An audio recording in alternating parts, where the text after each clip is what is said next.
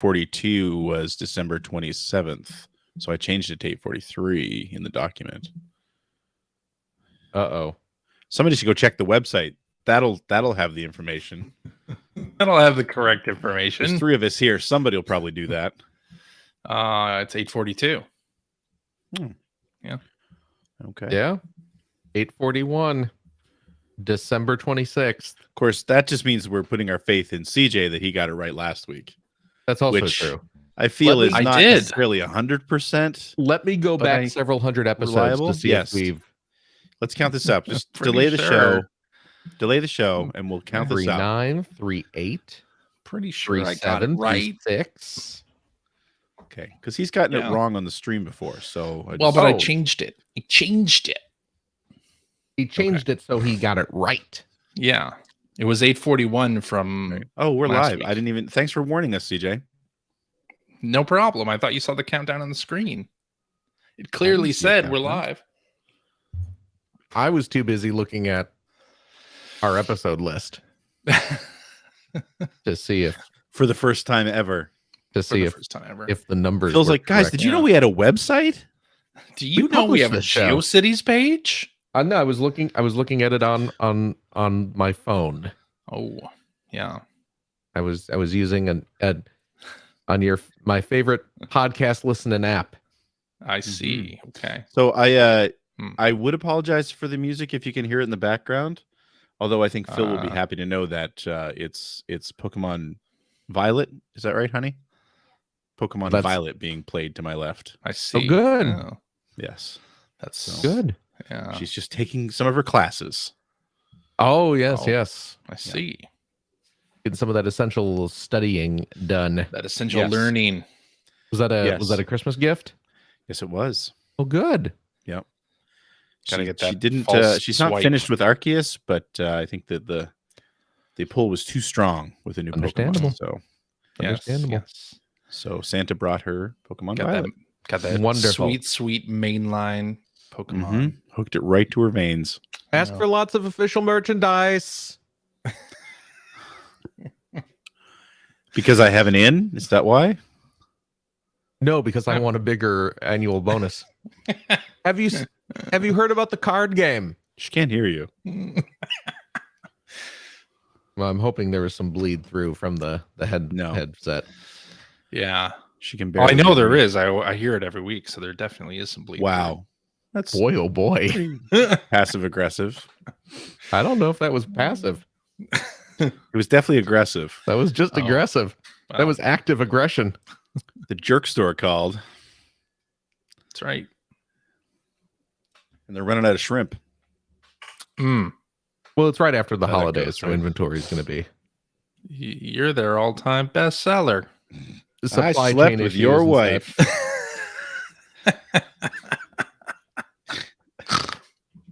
Too funny. Oh god, that show was the best. Okay, Never gets old. All Let's right. do this thing. We don't need to do a claps. We can just jump right in. Jump.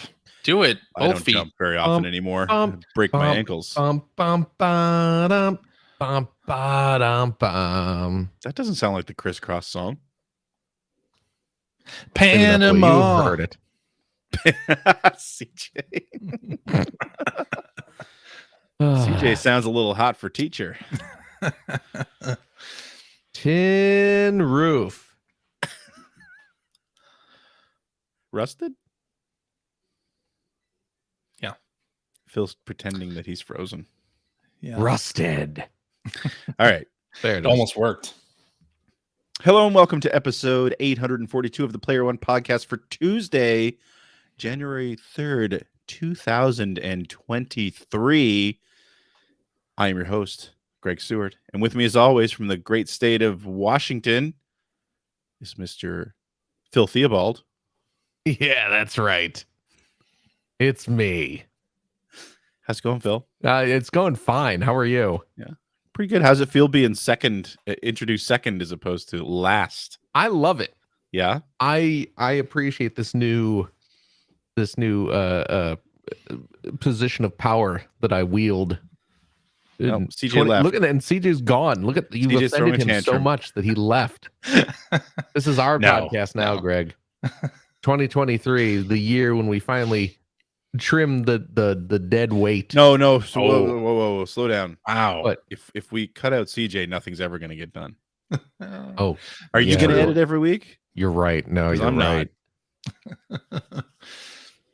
The year is 2023, and we are delighted to welcome back a triumphant return of CJ.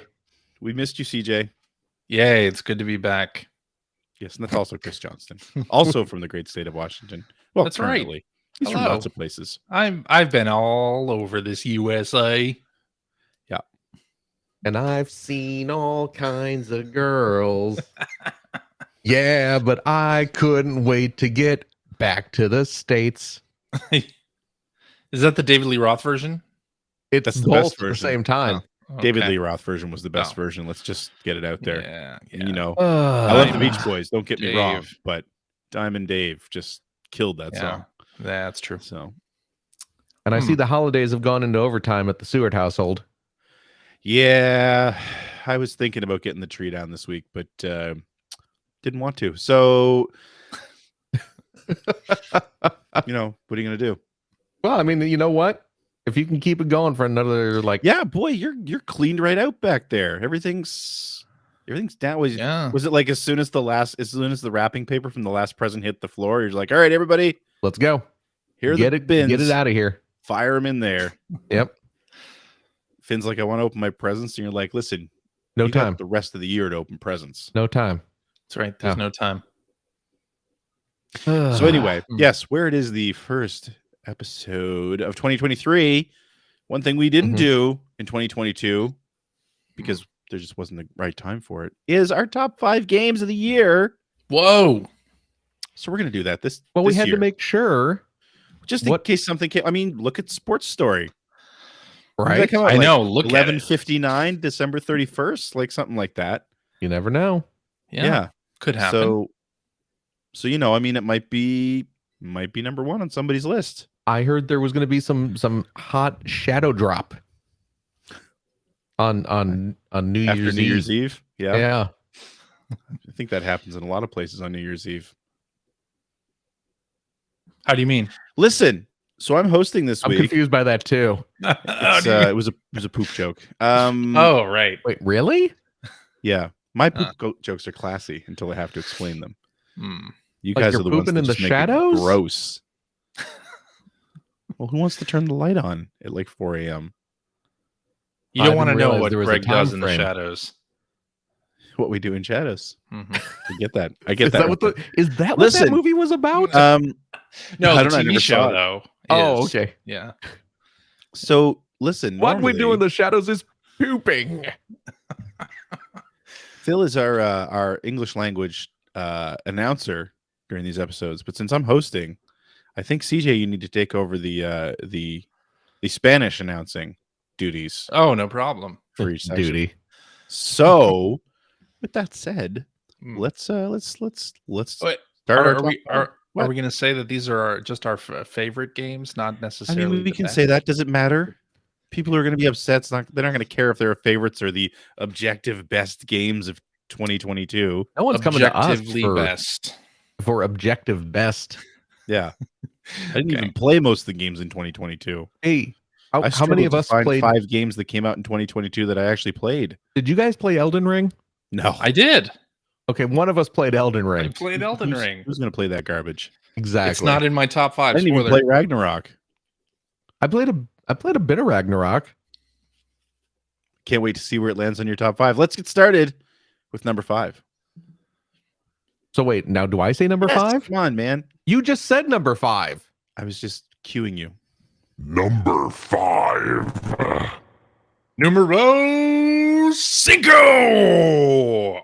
You are not nearly as good as Mike Phillips. I like it when smoldering, Mike said it all sexy saucy. Spanish voice. Yeah. Numero 5. Oh, there it Better. is. That's better. Yep. I like that. It's a little more firm now. CJ, what was your number 5 for 2022? Greg, I'm glad you asked. Thank you once again. Oh, I didn't see you come Oh, in. I didn't see you Didn't there. come in. I was just over here organizing my top 5. That's right. can we gain? My number 5 is Pokemon Scarlet. You may have heard of it. I'm Pokemon Scarlet. watching it be played right here next to me. No, you're Yeah. watching Violet be played. You're right. I Completely am watching different. Violet. Learn the Completely different game. difference. Completely different. Thank This you, is this is this year's mainline Pokemon game. I had a lot of fun playing it and played it along with my daughter. We were playing at the same time and doing kind of a fun voice acting thing of some of the story beats in the game. But I really liked the open world structure of the game this time around, and the sort of 3 different storylines that were going on. The fact that you could go anywhere, quote unquote, in the open world you wanted to, tackle things in any sort of order that you wanted, I thought was a nice, fresh take on the series.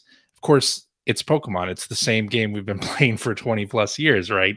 But there was something very comforting in it, in that familiarity, and I just really, really enjoyed it, despite the technical issues, which I never really had a problem with. I mostly played it in handheld mode.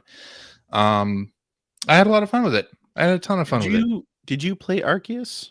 I did play Arceus, yeah. So was Arceus the first like open world Pokemon type game, or It's got open world areas, yes, but in terms of going, you can go anywhere in this map that your traversal techniques allow you to is sort of new with okay? Scarlet Violet. But there were like 5 or so, maybe 6 different areas in Arceus that you could explore Oh, okay. pretty freely, but you had to go to each of those separately. Gotcha. Yeah, All right. Pokemon making an appearance on CJ's top 5. Phil, it is. what about your number 5 game of 2022? My number 5 game before the previous year is Bayonetta 3 for the Nintendo Switch, Bayonetta 3. which I'm enjoying quite a bit. I admittedly have not finished it yet. I'm a good chunk of the ways into it. But I am having an absolute blast with it. It has that wonderful Platinum Games style of gameplay that I love and you guys do not.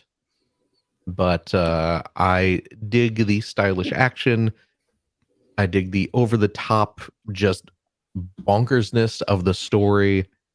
How the game will switch from insane boss fight to running through these levels, doing all these acrobatic kills and monster fights, and then all of a sudden it goes into a full-on kaiju battle where you are, a gigantic Godzilla-sized beast battling, in this kind of slow motion fight against some other giant demon monster.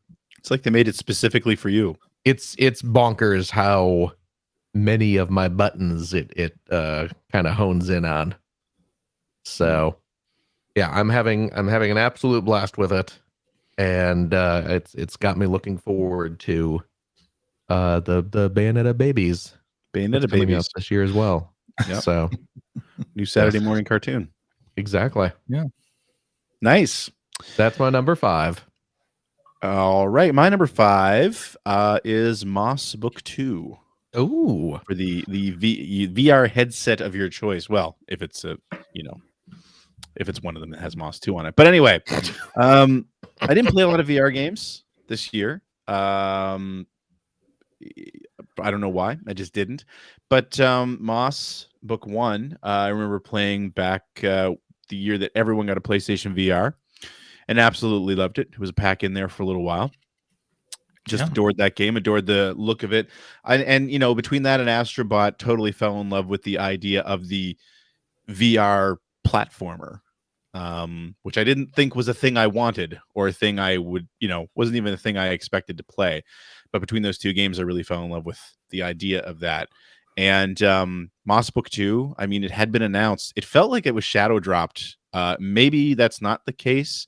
I was waiting for it, but I didn't know when it was supposed to be out. And then suddenly it was in the wild. And So I was really excited to download that, and I played it on the PlayStation VR. So hook up the PSVR, which I hadn't done for most of the year, and just it felt like putting on a comfortable sweater. It was cozy, and it was like I knew exactly what was going on right from the start. It picks up directly from the ending of the last game.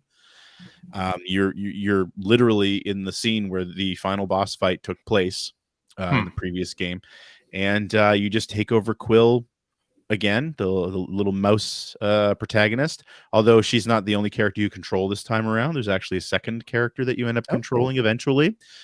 But the world is quite expanded, so it feels, the whole game feels much more grand, and there's much more variety. And again, being able to control two characters that both still pretty straightforward to control, but their attacking abilities were just different enough that they felt unique.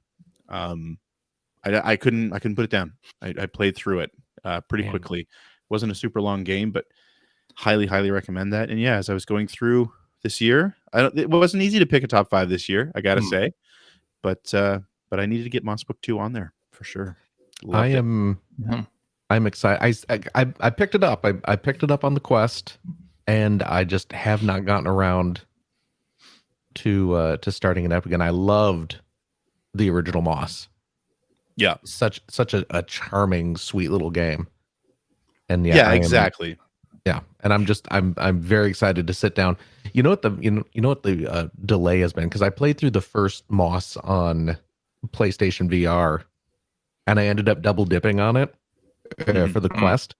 And I've honestly just kind of been wanting to replay the original Moss on the Quest, and then just slide straight into Book 2, which would be a great way to play them, because they're not long games anyway. Well, that's just it, right? And again, they so seamlessly run into one another.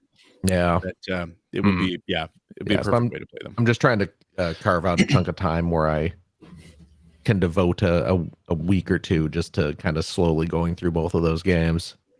So nice. Yeah, can't wait to play it. I'm glad to hear you liked it so much. I loved it. Yes. So now that we're on a high note, we're going to ruin that. Because of course, every year in between our top 5s, we intersperse them with a couple other categories, traditional categories that we talk about, and we're going to go right into CJ. What was your biggest disappointment? You can't say besides the fact your art is still not on the wall. That's our biggest disappointment. Oh, damn it! Spoiler alert. Yeah. What's your biggest disappointment 2022? Well, my Video biggest game related. my biggest disappointment, video game related, of 2022 was the PlayStation Plus revamp. And it turned out at the beginning I was optimistic, really, because I felt like they needed a Game Pass competitor. I felt like PlayStation has a breadth of classic games that they could fill up a Game Pass like service. And then it didn't really happen. They came up with 3 tiers. Most people I know can't name them. Yep. Even if they essential, could extra, and premium. What they are. Yeah, I think I can name them, but I have no idea what order. What they entail. Yeah, like right? One's premium, one's extra, and it's just which one's the better one?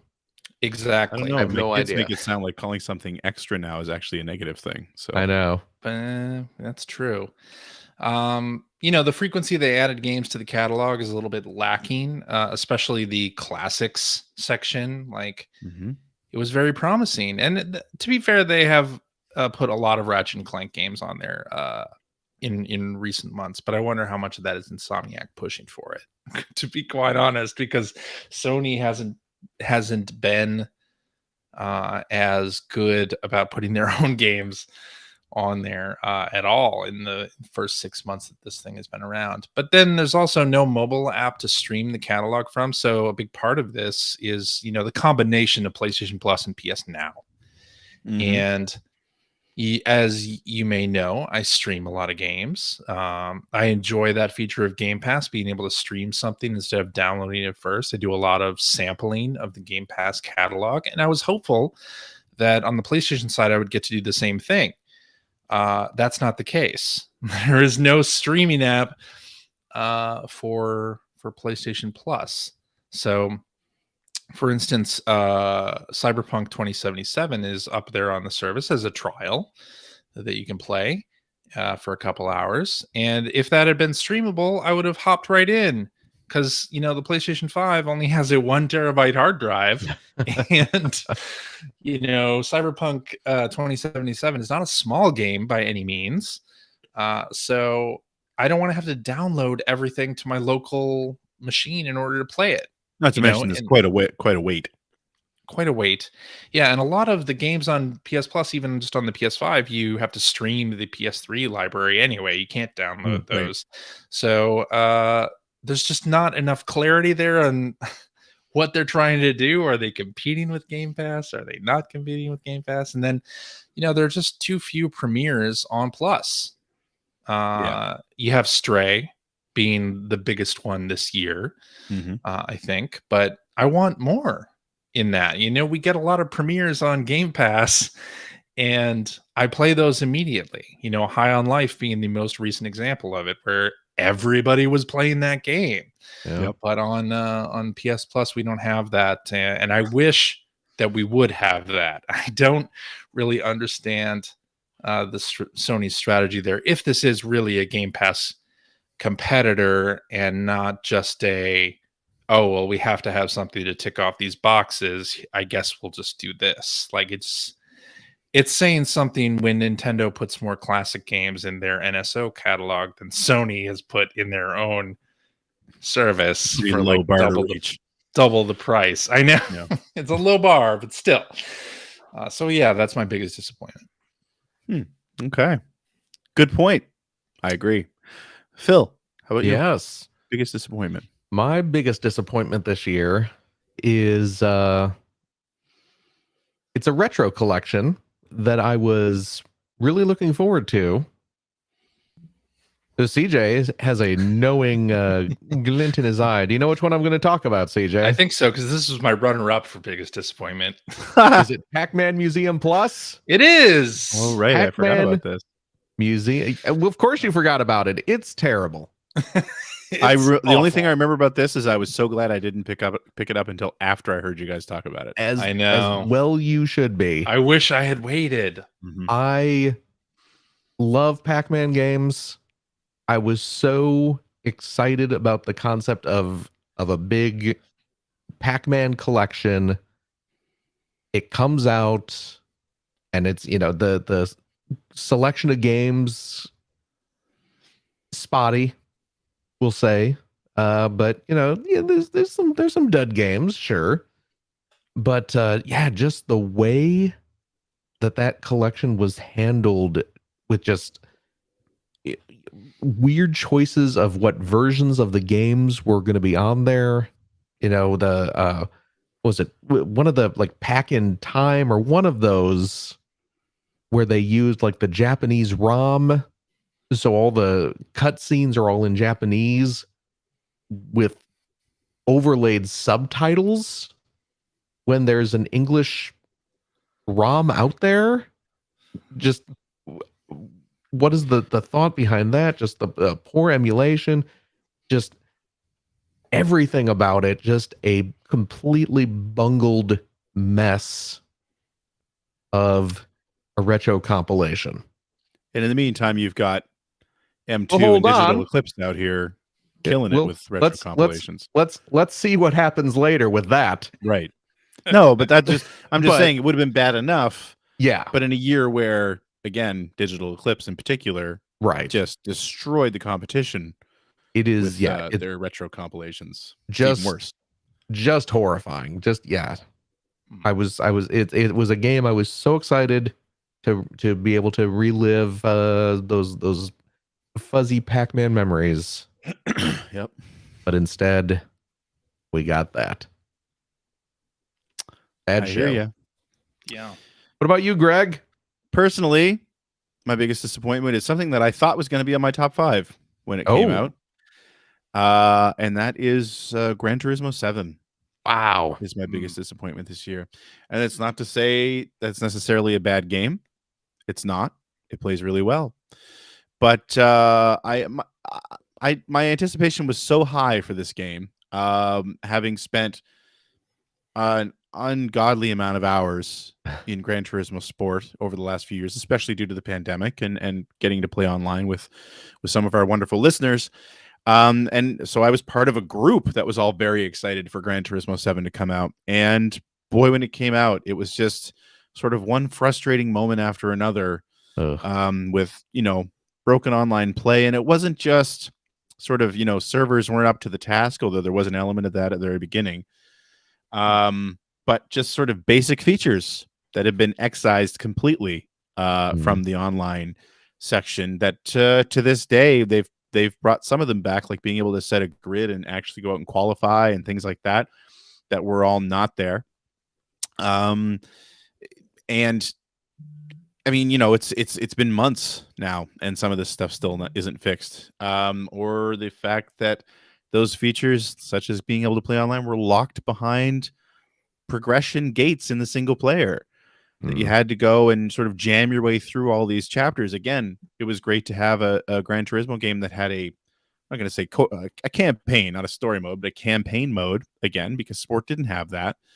So it was great to have that again. But they decided that the rewards for getting through that was to unlock basic features, which meant that you had so many things behind a progression gate that you had to kind of jam through these not super exciting single player races, and not being able to sell your car, and the reward system for when you go up a level. I mean, the list is long, and early on I kind of held out hope because Polyphony and Sony have a wonderful track record of updating the games in this series and supporting the games in this series far past their sell by date. And I'm sure that's still going to happen, and they are doing that. They have been doing that this year, but the rollout for, again, what should have been basic features right from the start has been so slow. And the online play has gotten better, because that's the thing that's most important to me, but it's still not where it should be. It's still not remotely close to how solid it was in Gran Turismo Sport years ago. So it's a big disappointment. Again, it's not my least favorite game or anything like that. But I just had such high expectations for it when it came out that almost none of them were met. So it was a real shame. So that's going to do it for the negative part of this episode. We got that out of the way. It's all good news from here on out. Yeah, we're going to go back into our favorite. However, we wanted all of these things to be better. Yeah, exactly. It's disappointing. We're not saying these things. That's why they're disappointments. Yeah, they're disappointments. Exactly. Yeah. Our desires and our anticipation for them were high. They just didn't meet it. Exactly. Yeah.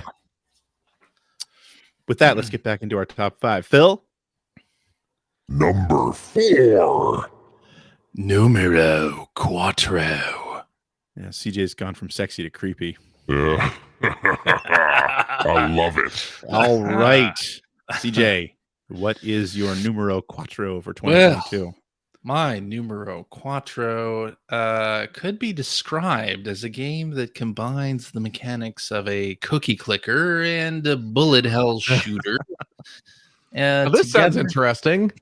Explain this in a little greater detail. A new genre that some may call bullet heaven. Oh, this sounds heavenly. I am referring, of course, to Vampire Survivors, a game that I played originally on the Steam Deck in early 2022, and then later on Xbox Game Pass via cloud, and really loved, sunk a lot of hours into playing this game and leveling up. And I haven't consulted any sort of guide on how to progress or how to unlock the different variants of things. I just kind of get in there and equip my garlic, equip my little You're garlic books, main, are you? my books that fly around. Yep. Is it the Holy Bible? Is that what they call it? I don't know they if call they call it it the I forget. Bible. It's the holy something or other. But yes, I know what you mean. Yeah, the little poison drops that have an area of effect. I kind of load up on whatever I can and just really have a good time with it. I think the first character on the selection screen, I'm almost done with like all the tick marks on them. And then I have to do that for like everybody, right? Of course. To be a true completionist. But I mean, I think the fact that this game is so cheap on multiple platforms made it easy for me to double dip. I actually did end up buying it on Xbox as well. Mhm. And I bought the DLC, even though I'm not even sure how to access the DLC stuff. I There's think only like $1. It was I only like think $2. it adds some different evos and stuff, and probably some different characters. But Hmm. I it haven't does really too. checked either because I took the plunge on the Steam side and I bought the double pack. So, but I have I'm no kind of idea either. enjoying just figuring it out, just seeing what this game throws at you. And it can be very weird and obscure. And yeah, I enjoy what it's doing. Yeah, no, totally. There's this really nice sense of discovery there, but in small, sort of 30-minute chunks. Yeah, it's a which good time. I really a dig good about time it. waster. For sure. Yeah, Very deserving. Nice. and it's a game I can easily pause, and then if I have to do something, if I'm like making dinner or something, I can pause it and come right back to it, and it's easy. If you can't have the tell right something's loadout, you can on probably not fire. even pause it. Well, that's true. I made the mistake once of letting it run, and then I got killed while I was in the bathroom. So yeah. In the game, you mean? in the game, yeah. Ah, Yeah. While you were shadow dropping?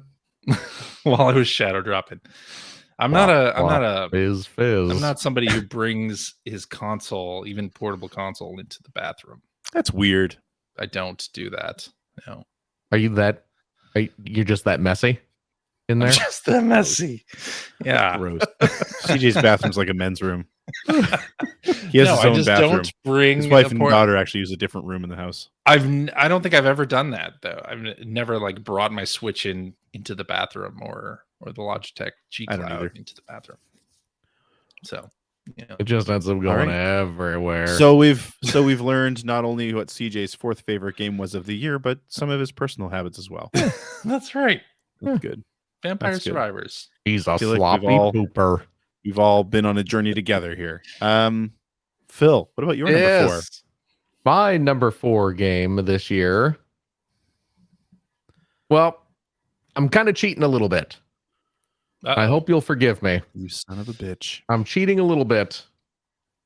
I'm putting 2 games in my number 4 category. Oh, jeez. Scarlet and Violet. But Ugh. I hope you will follow me on this journey because I believe you will understand my reasoning I already refused to. and my justification. Yeah. It is a tie, not even a tie. It's just these both Okay. deserve it. Teenage Mutant Ninja Turtles: The Cowabunga Collection and Atari 50. Oh. Wow, they're not even Because- related in any way except for who. Yeah, I released thought you them. were going Cowabunga Collection and Shredder's Revenge. No, Let's put I'm not. Turtles together. hot on the heels of my biggest disappointment, a terrible retro collection.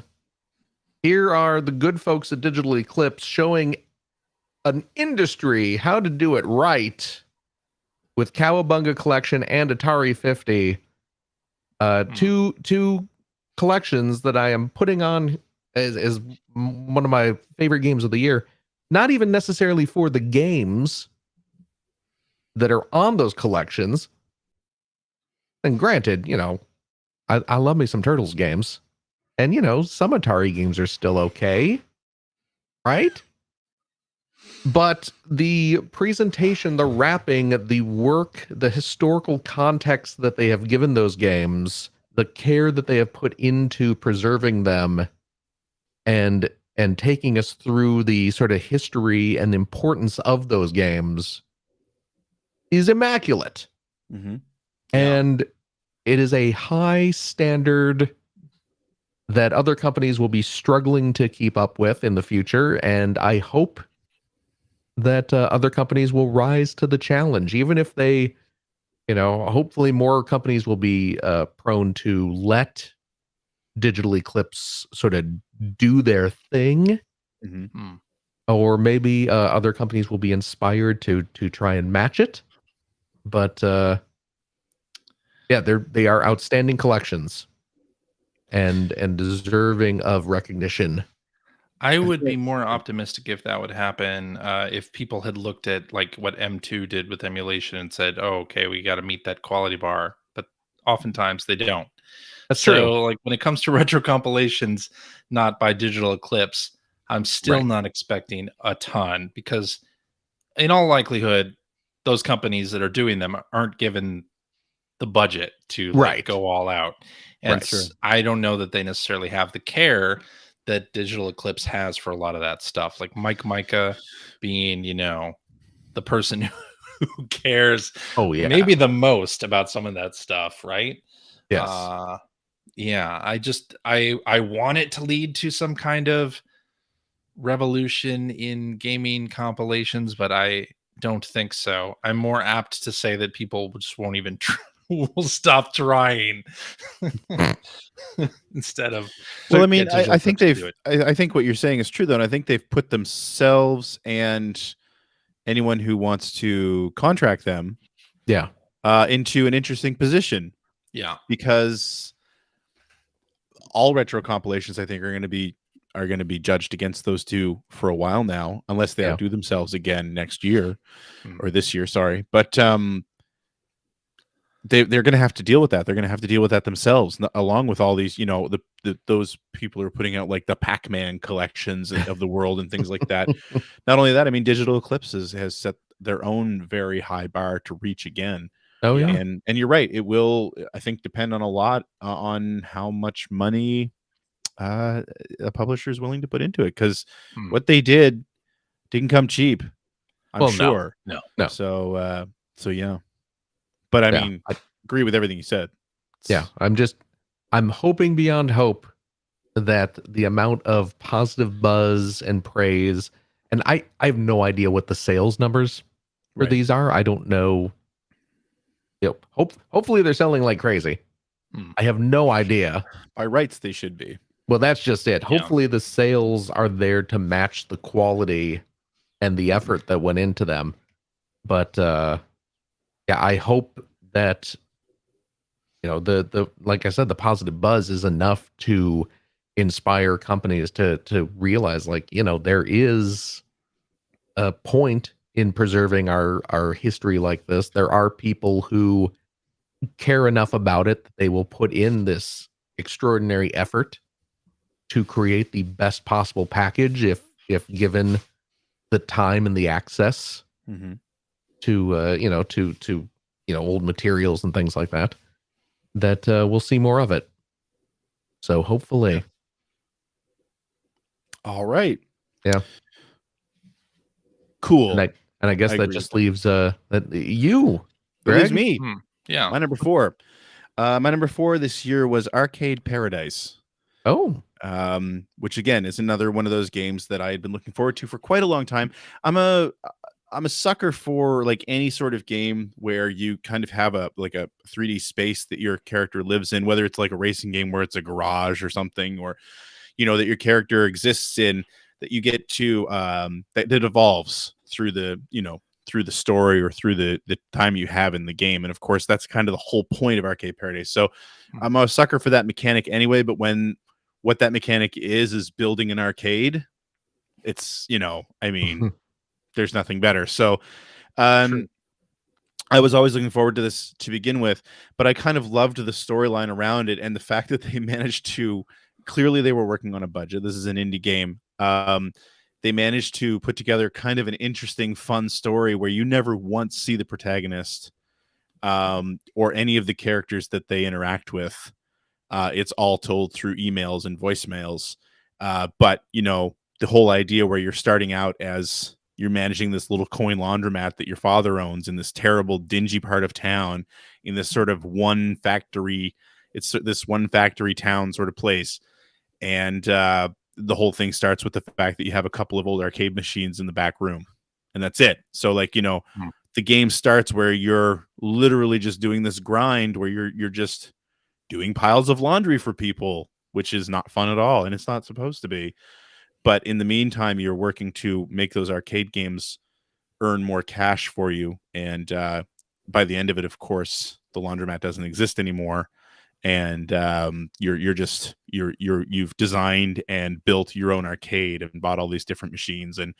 And I love the fact that when you get the machines, you can do so much to adjust how they're making money and how much they're worth. Not every mini game that's in there is a hit. There is some garbage, especially sort of the mechanical games and the foosball and stuff like that doesn't play great, the physics-based stuff.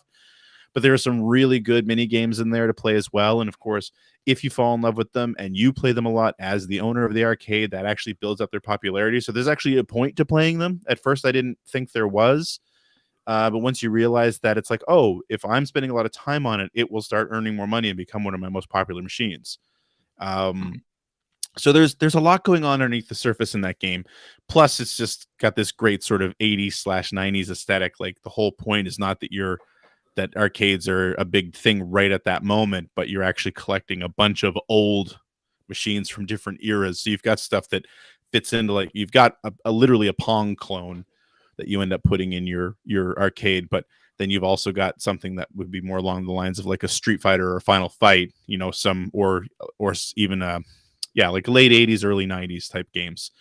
So it just, it was another one. Again, I'm going to say this a lot, but it's true of all my top 5 that it's one of those games that I just couldn't put down. Like, if you were listening to the show, and you guys might remember this, like I was playing nothing but this for weeks. Oh yeah. I was just looking for an excuse, like over my lunch hours, everything, looking for an excuse to play it. So, and it was just extremely satisfying from start to finish. So yeah, more people should play it. And yeah, it would be a great, it has a great soundtrack there. Micah in the chat mentioned as well. Would be a great game on your Steam Deck for sure. So yes, highly recommend that. And those are our number 4s for 2022. All right. So we already got the terrible one out of the way. So we're going to go with something we're happy now. Our biggest surprise, happiest surprise, or I don't know, biggest surprise, 2022. Yeah, big surprise. What were you not expecting that made you really happy about 2022, CJ? Well, it's the existence of this thing right here, the Logitech G Cloud. It's a cloud gaming handheld that I have used to remote play PS5 and Xbox games. Also Steam Link, been remote playing Steam games on it, and accessing services like Luna. Don't you have a Steam Deck? Yes, I do. It's not technically mine. It's not technically mine. It's, okay, I see. But so I use Steam Link to play PC games on this. And then I've also been dabbling in GeForce Now and Amazon Luna for the free games that are available via the Prime subscription. And I use it like every day to play Fortnite from the PS5 remote play. And it's fantastic. There's no lag. Its screen is awesome. It's exactly the kind of device that I wanted and needed to get me out of my workspace. Like I work and play games in this office space, and it's nice to be able to go sit on the couch and play games instead. There's a lot to be said for that. Or go lay in bed and play Fortnite or the Callisto Protocol. Or exactly. While she's watching a true crime show, I can be playing The Last of Us Part 1.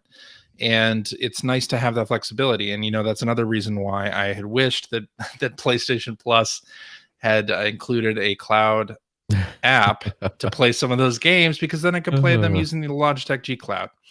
But that's not the case. And yes, this thing is expensive. The MSRP is $349. I got mine for $250 thanks to a glitch in their coupon code system when the Logitech G Cloud first came out. But that's like a fine price for it. I would have paid whatever price for it, and I've been using it every single day. So I heard you play only use it for a everything. week or two and then give up on it. Nope, that has not been the case. Not been the case at all. And the battery life is fantastic. But you know what's really nice about that thing?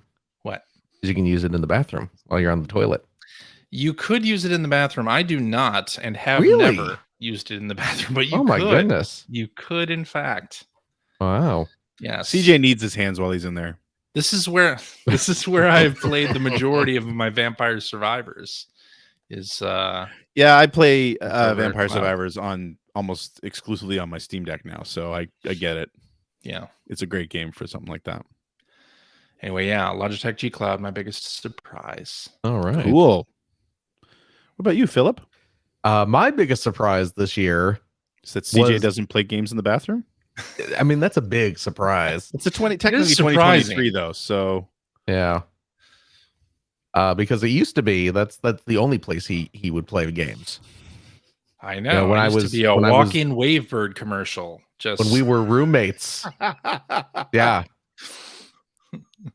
We had an elaborate system of mirrors set up in the apartment so he could play PSO that I believe. while he's Shadow dropping. pooping. shadow Yeah. dropping. Yeah. Yeah. My biggest surprise this year is that the Crayon Shinchan game got an English Oh, language yeah. release. Yeah, that's a good one. Shinchan, me and the professor on summer vacation, the endless 7-day journey, to use the full title. A Peter Jackson's game of the the official game of the movie. movie. Yeah. A beautiful Hmm. game based on the long running anime and manga series that never really took off. They tried to make Shinchan a thing. What, 20 years ago? 15. Yeah. 15 years ago? It's been a while. Mm-hmm. And it didn't really take off the way they hoped it would. So I just kind of expected this, and it's based on it's kind of a spin-off of a series. What's that game series, CJ? The kind of summer vacation-y I series. think that's what it's called. It's a summer vacation, right? It's something like, yeah. Natsuyasumi something. That sounds exactly like the one.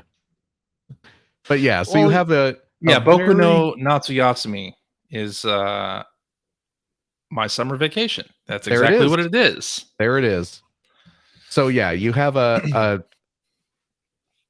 game, a spin-off entry of a game series that, you know, I think there was like one release maybe for something back in the day.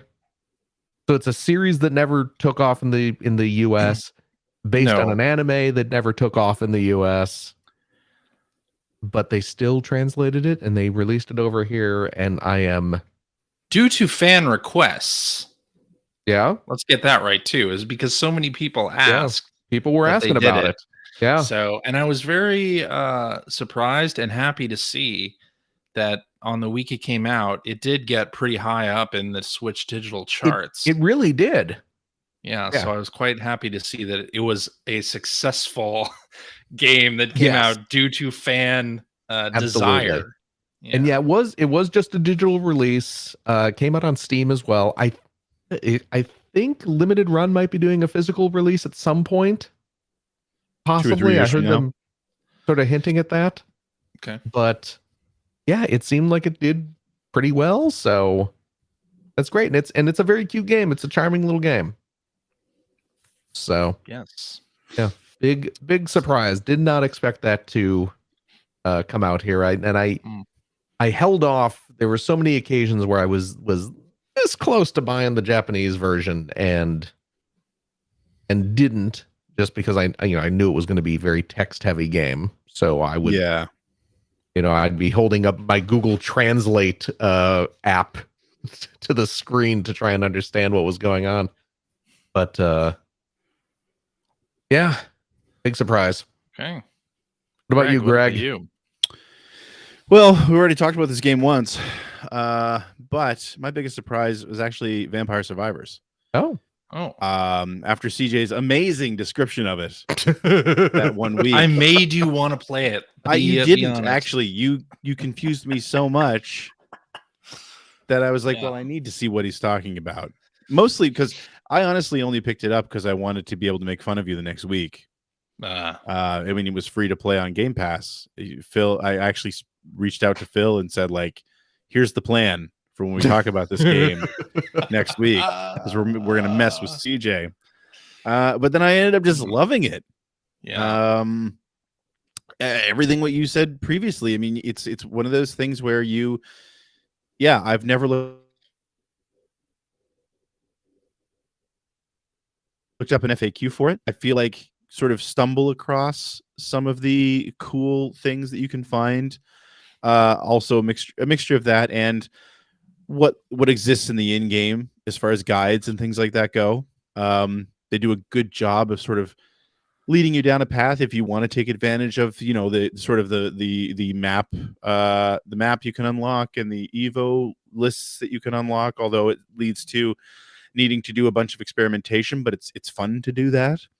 And yeah, you just see, like I said, every time I play it, you get over this little hump in that game, and then to me it felt like every single time I turned it on, I unlocked something new. Yeah. And it just kept me excited about it. And because the sessions were always, I mean, I don't know, 30 minutes, we call 30 minutes short. They were always relatively short. Some of them are not 30 minutes. Some of the stages. Some of them are shorter than that too. But it's one of those, I'm just gonna play this one more time. It's like, I just unlocked something cool. I want to go try that now. But if you end up doing another 30-minute run, you can easily sink hours into it. Yeah. Which I love. So yeah, but I literally played the game mostly as an opportunity to mess with you the following week on the podcast because of your just mangled description. Although having played it, I will admit I don't know how to describe what it is. Yeah. Not really. Not in a way that makes people listen and go, God, I really need to play that. So I'm with you on that. But yeah, that was my biggest surprise. I just did not expect to fall in love with that game the way I did. Mostly playing to mess with you. So that was my biggest surprise for 2022. I should go get the chat log for that. But yes, the plan was to mess with you on the show. absolutely. Nice. Yeah. So with that out of the way, let's get back into our top 5. Devil. Number 3. Numero Trace. You gotta learn to roll those R's, CJ. I can't do it. I've never been able to. Good. What was your number 3 game, CJ? Well, Greg, let me tell you. It's a little pink puffball that got to their first 3D adventure this year. I am talking, of course, about Kirby and the Forgotten Land. Yes, Phil is demonstrating the mouthful mode. There he is. Live on camera. That makes me giggle. There he is. By showing off his plush car mouthful mode Kirby. Yes, indeed. Excellent. Phil's always got a stuff. mouthful. Yeah. Mm-hmm. This it's just a joy to play. It's a platformer that has so many surprises in it, and ostensibly you're just going through each stage trying to find the Waddle Dees, but each stage has its own sort of unique ways to do that and unique goals within it. So you begin playing it looking at everything in the background, because some of the stages will be like, you have to find the hidden snowmen and destroy them in the stage, or you'll have to find a wanted poster and take it down. So you'll have to look at the background elements in the game to get those sort of extra Waddle Dees. And it's just a very joyful game from the very start. It has an opening theme with lyrics. And When It has was a that nice ever happened surprise. before? it's so catchy and fun and breezy and joyful, and that's like every inch of this game is exactly the same way.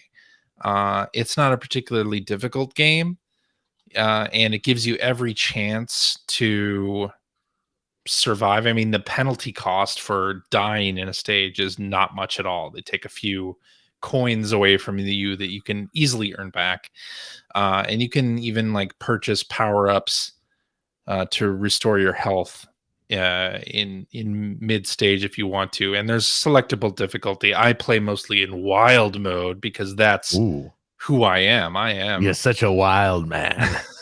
I am wild. So that's the only way to play. It's just you know, even in later stages, they do things that are surprising. It's not always exactly the same. I got to one stage today that wasn't so much as a just walk forward and go through the level stage. It was more of a larger open stage where you had to do different like mini goals to get these like green diamonds that then form a star that then allow you to progress. And the boss fights are pretty fun as well, even though I have definitely reverted back to not using any of the Kirby abilities during those and instead just sucking up the stars that the bosses Oh yeah. leave and then shooting them back at them. That seems to be more effective than actually using the Kirby abilities that they give you. That seems to be kind of the case with a lot of the Kirby games, right? Yeah, that's true. Although I haven't completely powered up because you can power up the Kirby abilities in this game. That's true. And I honestly have not focused on doing that at all. Mm. And you do that in part by not only collecting like ability scrolls during the stages, but then also doing these sort of bonus levels that will give you a timed goal and then give you like a bonus star that then can be spent on powering up these abilities. And I haven't done very many of those. So I think that's part of maybe part of my difficulty there. But it's just a really great game. And really the first time Kirby has been done in 3D, and it's really fun to play. It has like a great game feel to it. And part of that, I forget where it was shown, but there's like a developer diary that they did or something where they showed how they sort of fudge it when you're shooting a projectile at an enemy. Like Mhm. if you shot it in a particular direction and they figure you're shooting at this enemy, they automatically correct the trajectory to make it hit that enemy. Oh, really? So that it's fun to play this game in 3D instead of frustrating, and I Right. really appreciated that kind of game design. So Kirby and the Forgotten Land is my number 3. Nice. Yeah. That's great.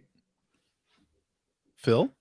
Well, my number 3 game, I have given it to Lego Star Wars: The Skywalker Saga. I have to play this. The hot new Lego game. It had been a minute since I played a Lego game, which I think is the best way to play Lego games because they all Yes. kind of, they you play a whole bunch of them. They start to feel a little samey after a while. So it had been a little while, and then to dive into the Star Wars universe with that humorous Lego video game sense of humor. It was great. It is huge. I'm still playing it. I'm still playing through it because there is a zillion things to do in this game, and it honestly feels a bit overwhelming. Yeah. Just because it really is. There is so many little side quests and collectibles and characters to unlock that it just feels like it's never going to end. But that's kind of what's great about it is you can just sort of run off in a direction. You're in like this kind of, huge hub worlds, and you can go into the smaller levels to actually make progress through the stories, or you can just hang out in the overworld doing little sub quests or looking for collectibles and that sort of thing. So you can just kind of chill out and have fun playing it how you want to play it. And it's great. It's a lot of fun, and yeah, it goes through all 9 chapters of the Skywalker saga movies. The good and the mostly bad by volume, but it does it makes even the crappiest Star Wars movies enjoyable because they can get a little silly with it. And of course you have all the the DLC packs that have characters from some of the newer like Disney Plus shows and things like that, which is which is cute as well. So yeah. I need to play this. My son bought it for himself earlier this year. And Oh, he's nice. played through it. He didn't want to play it together. He did it first, but then we tried it a little bit, and he actually preferred playing it single player. Oh, okay. He just found it easier to make progress that way. So Yeah. Dad, you can't Yeah. figure out the problems. The Dad, puzzles. you're ruining the game. You're too dumb. You're too dumb to figure out the puzzles, Dad. Do you even game, bro? You're holding me back. Mm. Yeah. So But- no, I'd have to go back and play it some more. Cool. Yeah, I Yeah. honestly had not thought of that one. So Yeah. nice to see that pop up on your list. What about you, Greg? For me, it's a game we've already talked about before. Again, Mm-hmm. Vampire Survivors Oh, is my there number it is. 3 for the year. For all the reasons I already mentioned the reason why it was one of my sort of most pleasant surprises of the year. It's just, yeah, everything I said before. It's just that pick up and play, can't put it down. Just one more time. I got really far playing it on Game Pass, and then ended up buying it on Steam, and usually jump in once a night right before bed. Usually I'll do a run, and starting over from zero. So it's kind of fun to go back and experience all the stuff that I loved about it so far on Game Pass. It's just, and especially, yeah, when you get a good loadout and you get to the point where the screen is just covered in enemy sprites, but you're just sort of, wading through them. It's fantastic. It feels so good. So I'm not going to say too much more about it because we've talked about it 3 times already on this episode. Yeah. How about it? So with that, we're going to move into another one of our alternate categories. And this time we were talking about favorite retro games that you played in 2022. Your favorite retro game that wasn't released in 2022. And not necessarily Not retro game. Well, whatever. Yeah. Favorite game that you played this year that wasn't released this year? Yes. CJ. Yeah. Yes. Well, I unsuccessfully attempted to get this entire Game of the Year show rejiggered in order to, Yes. because I feel like I played a lot of games this year that were not from this year that I really enjoyed, including a lot of VR games, because I only got a Quest in late January, early February. So stuff like Moss and Trover, those would have maybe been on my list had my campaigning for changing how we do a Game of the Year show gone well. But Phil filibustered me. Absolutely. And Game of the Year shows should be about games from that this came out in year. the year. I don't agree with that. I listened to the Carpool Gaming Game of the Year podcast where they talked about games that could be from any year that they enjoyed in 2022, and I found that show to be very good. My So game of the year every year will be Mega Man 2 then. No. Okay, The let's idea not was- relitigate this. No. Let's move on. The idea is your favorite game not from that year that you played for the first time that year or played Oh, I seriously see. for That is The true. first time. That is where this category came from. yeah. So for me that is Fortnite. There it is. And That's what I expected. this would have been, had my campaigning gone successfully, this would have been my number 1 game of the year, Fortnite. In part because they added Zero Build this year, and that was really the only thing that got me playing Fortnite in 2022, because I hated the building. I've always hated the building. I've tried to play Fortnite previously, and I hated it because you shoot somebody and they make a box and they run away, and it's just terrible. Like, I don't...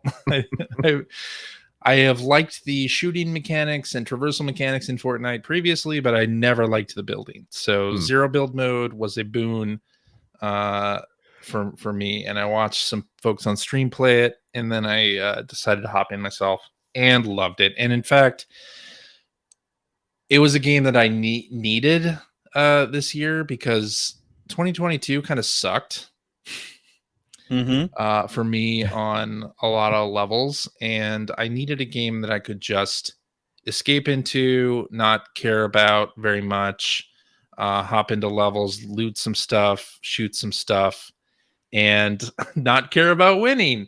And guess what? Fortnite Zero Build does exactly that very, very well. Like, there's a reason why Fortnite is one of the biggest games in the world, and to me, Zero Build just was the right combination of everything.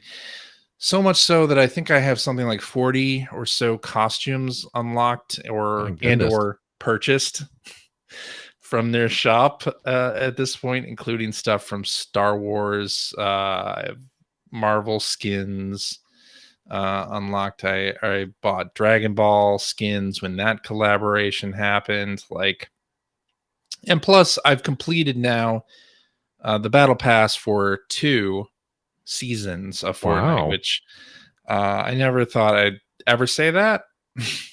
How much is a battle pass? Battle pass is $10. Okay. Not bad. And you get enough soft currency by completing one to pay for the next one.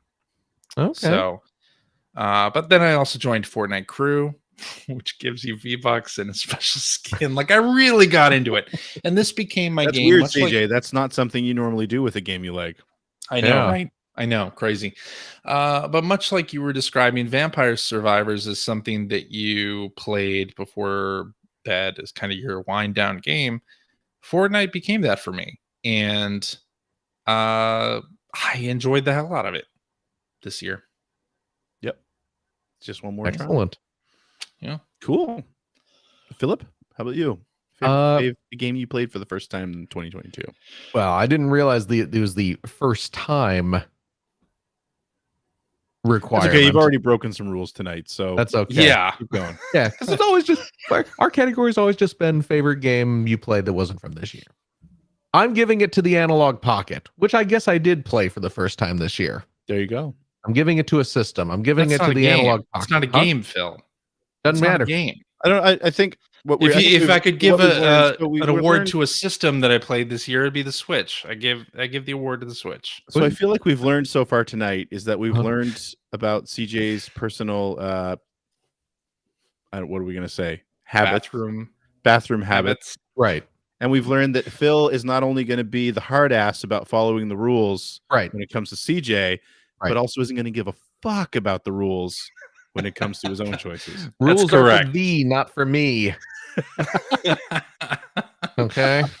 CJ, remember this next year when you start lobbying, and then you just need to remember this and realize just do what you want. I'm gonna. Yeah. Just say you're cheating. That's fine. Okay. All right. Here it is, folks. Fortnite's CJ's #1 game. I don't know what his #1 game actually is, but it's really Fortnite. It is really Fortnite. It is truly Fortnite. Yeah, see, I know. But there would have been Moss in this list. Oh, I see. Otherwise, Moss is his #2 game. No, it's not. It's who my cares? #2 game. Who cares? Who's writing? Nobody's writing this down because this isn't going in the history books. Okay, not anymore. You know what? Not anymore. All right. The Analog Pocket. So tell us about your favorite game that came out before 2022 that you played for the first time, CJ or Phil. Analog Pocket. My favorite game. What a game. What game comes preloaded on the Analog Pocket? Tell me. Well, you know what? There is a music editor. Game? There's a music editing game. Oh. There is there's like some game development tools on there. So any game of your imagination, CJ. But I got my Analog Pocket this year finally, and it is a blast. I've been having such a grand old time going back and revisiting a bunch of old Game Boy Color, Game Boy Advance games. Game Gear games, for crying out loud. It is a beautiful system. It is, it's got that great screen. I love being able to play it on the go. If I were the type to take my games into the bathroom, which Who does ew, that? that's a CJ thing. No, That's not a Phil thing. that is not a CJ thing. That's Okay. a Phil thing. That And is I'm most a tidy definitely a Phil pooper. thing. I don't even make a mess like some of us do.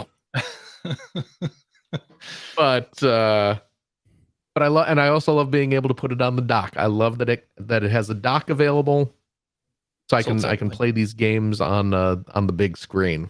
Mm-hmm. So Yes, it's great. Yeah, I am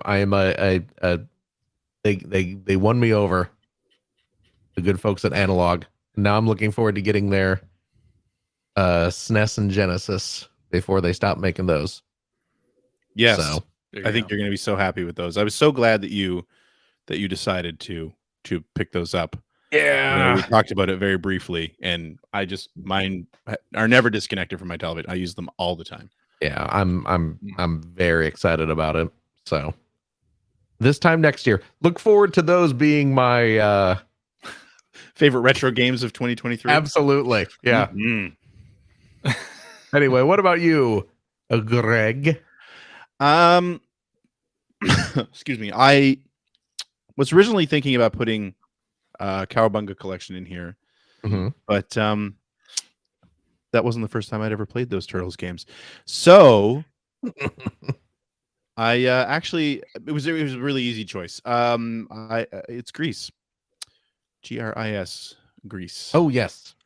I played it for the first time this year, thanks to actually Scoop Joey making a Extra Life donation and requesting it for one of my Donor Demand Thursday nights.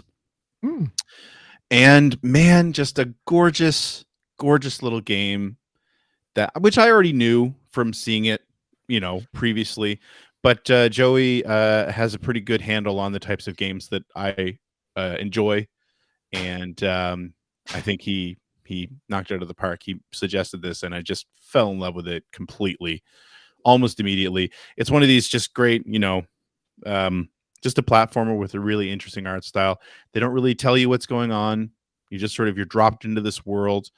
It does that thing that I love so much with games like this, where it feels like there's a really rich sort of lore and world like outside the screen. Like there's a history there. Like the Panzer Dragoon games are a great example of what I'm talking about, where it's just like, you're in this world and it's just a rail shooter, you're on a dragon, but just from looking around and from interacting with the world, you feel like there's this rich history that goes back, thousands of years, and there's so much context that you don't know, but you don't really need to know to enjoy it either. It's just there, and it's sort of adding to this tapestry of the experience. And like I went back and actually looked at some of the footage from when I was playing it, and like you can see it in my face how much I'm enjoying the game.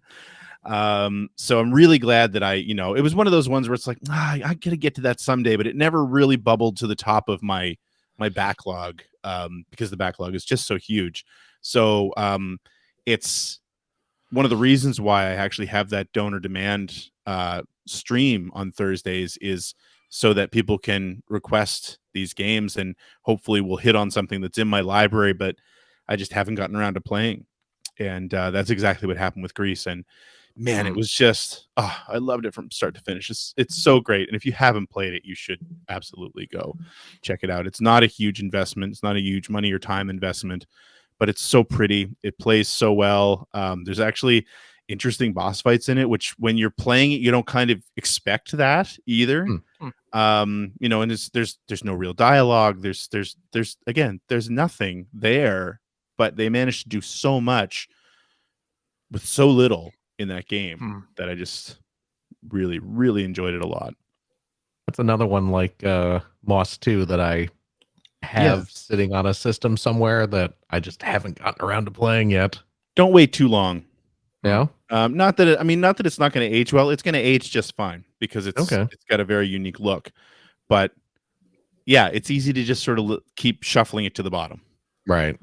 And it's not super long. So it's easy to pick up and get through. Just like Okay. And it is on Apple Arcade there you go. as well. So you can play it on your phone while you're pooping. Oh God. Well, that's weird, man. This obsession you have. This seems unnatural. Okay. Let's get back Anyway. into the top 5. Okay, Closing in. Runners up time. here we go. I mean, Runners you up. know, No, this yeah, isn't runners first- up. These Not are seconds. runners up, Number no. 2. This is No. Number 2. Like a poop. Like CJ's poop. A big old number 2. CJ's gonna drop a number 2 on us right now. Numero He dos. sounded like he was trying to. Oh, there it is. You guys are gross. That was him. You guys are That's the not worst. me. That was my Roblox Oof impression. Oh God. DJ, what was your number 2? Tommy Tallarico's game? going to sue us now. Oh no. Somebody will do a My- 3-hour video about how he doesn't know whatever he's suing us for. Right. My number 2 is a number 3, and it's Splatoon 3.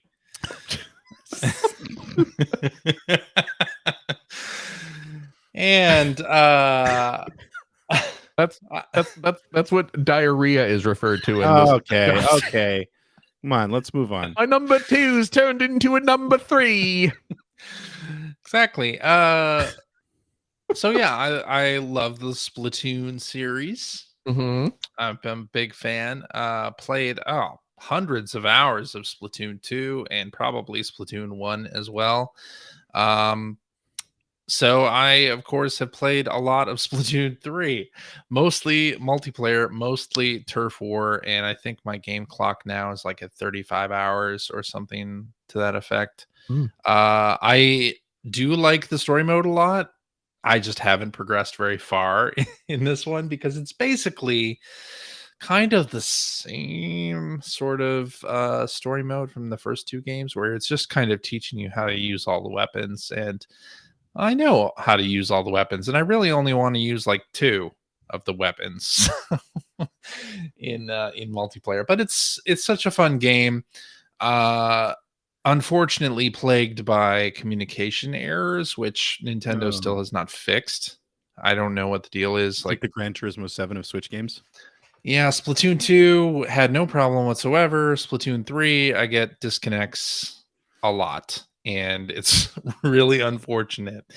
And you can tell I'm not the only person who gets them, because oftentimes people will just drop out of the games that I'm in. So maybe because I'm too good, I make them drop out, rage quit. Possibly. Probably not, though.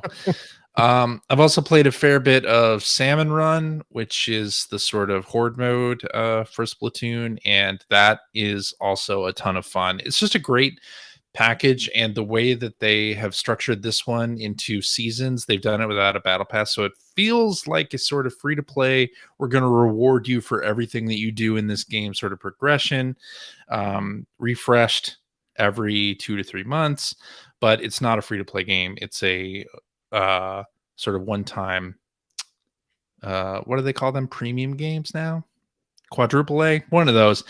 And I've have really just enjoyed the heck out of Splatoon, even though I have communication error after communication error in the game.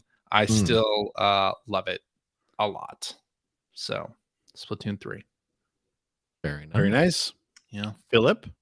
My number 2 game is Teenage Mutant Ninja Turtles Shredder's Revenge. A game heard of that.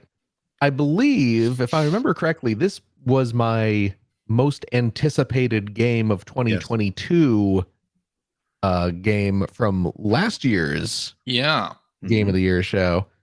And Did you say your number 2 is in the sewer? like, what do you mean? Your number 2 game I'd say it's back from the sewers. is there you go, back from the sewers. Better. I'm very happy with this game. It is everything I was hoping it would be and more. Just a beautiful recreation, reimagining, renewal of the old Ninja Turtles games from the 90s that I loved and played over and over again back in the day. You know, this is what I remember those games looking like. Yeah. You know, the beautiful pixel art, the over the top attacks, the tons of characters running around doing all sorts of things, cute little gags in the background. You know, this is the games that in my memories Yeah. that aren't actually that good. I think that's a key point. I think there's no better way to describe Shredder's Revenge is that it's how you remember the Turtles Exactly. games or the 90s looking and playing. Not that they're bad, No, of course but not. they didn't look and play the way Shredder's Revenge actually does. Exactly. Yeah. Like the people who look at something like the Scott Pilgrim game or River City Girls and they're like, "Oh yeah, that looks just like the old Super Nintendo games." Yeah. No, No. but that's what you were playing in your head Right. when you were actually playing what you were playing. So yes, Shredder's Revenge, a fantastic time. With the 6-player simultaneous gameplay, maybe a little much. Yeah. I appreciate the Limit it effort. to 4.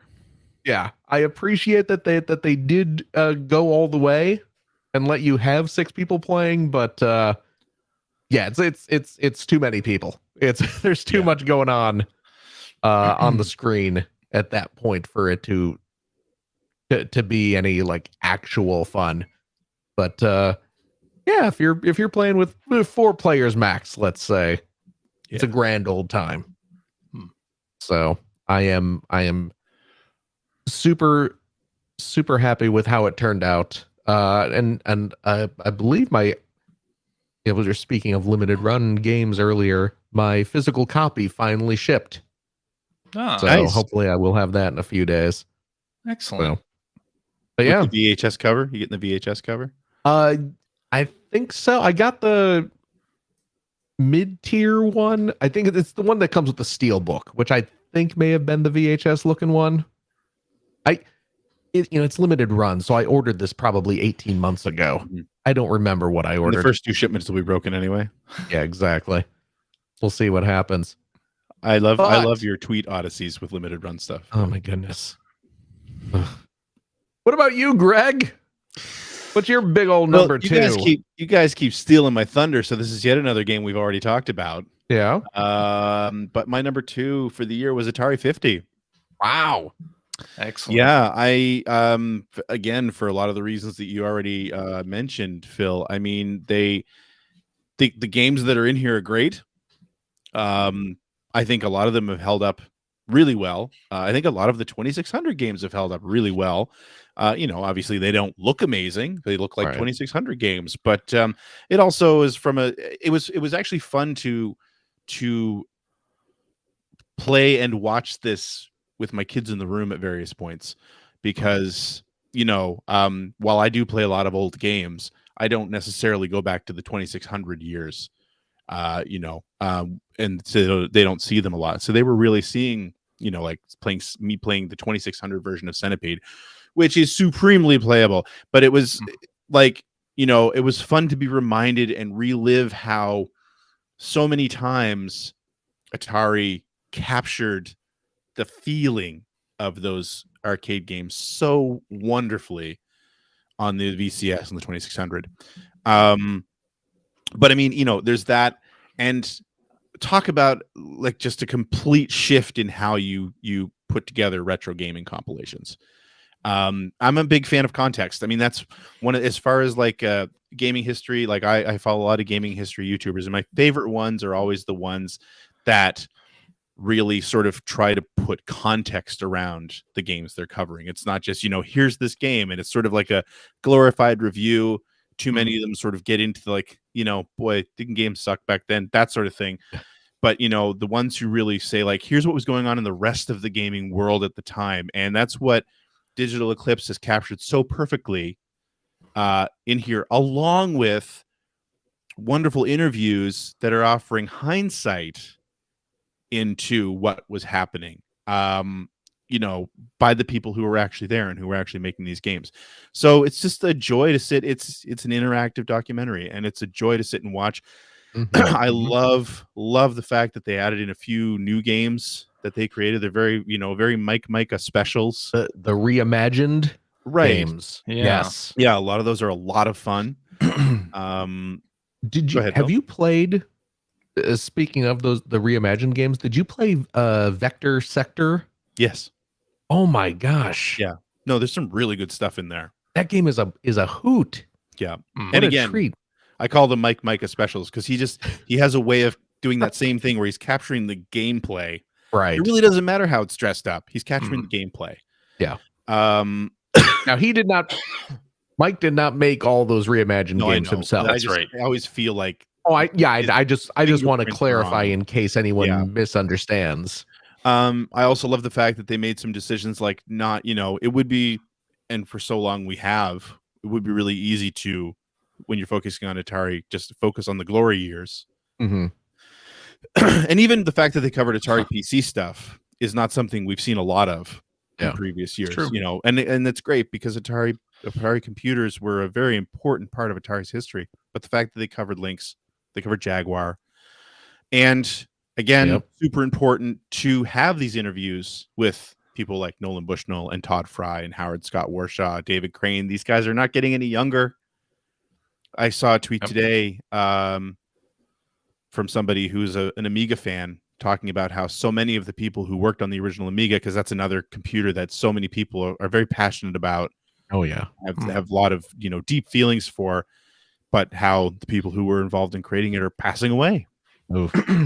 And we're getting to that point. So the fact that they were able to do this to really set this standard and do this amazing compilation, even without the interviews, it would have been amazing. Mhm. But that they've peppered in these interviews with these trailblazers and these sort of industry icons, especially Bushnell, because he's really getting up there. Could be the last interview for a lot of them. So it's great that we've got that, in one package in one place. And I just adore it. It's not a new game, but it's a new way to do these retro compilations that I'm so excited to see what Digital Eclipse does next. I hope they outdo themselves. I don't know how they're going to, I know, right? but I hope they do. Yeah, it's one of those things where kind of coming out of the gate, you start off so strong, and it's like, well, where do you go from here? And it's funny because I previously felt that they'd done that with Cowabunga Collection. Yeah, that's true. Yeah. And then a few months No. later, Yeah. yeah, and as Scoop Joey says in the chat, things like the design documents and the concept art and the communications during development, like you've got documents with notes scrawled in there. Yep. Great, just amazing stuff. Great insight. into the Absolutely. creation of Totally. these classic games. Yep. Now, Yes. before we move on to our number ones, Mm-hmm. Oh, runners up, what just missed making your top fives for 2022?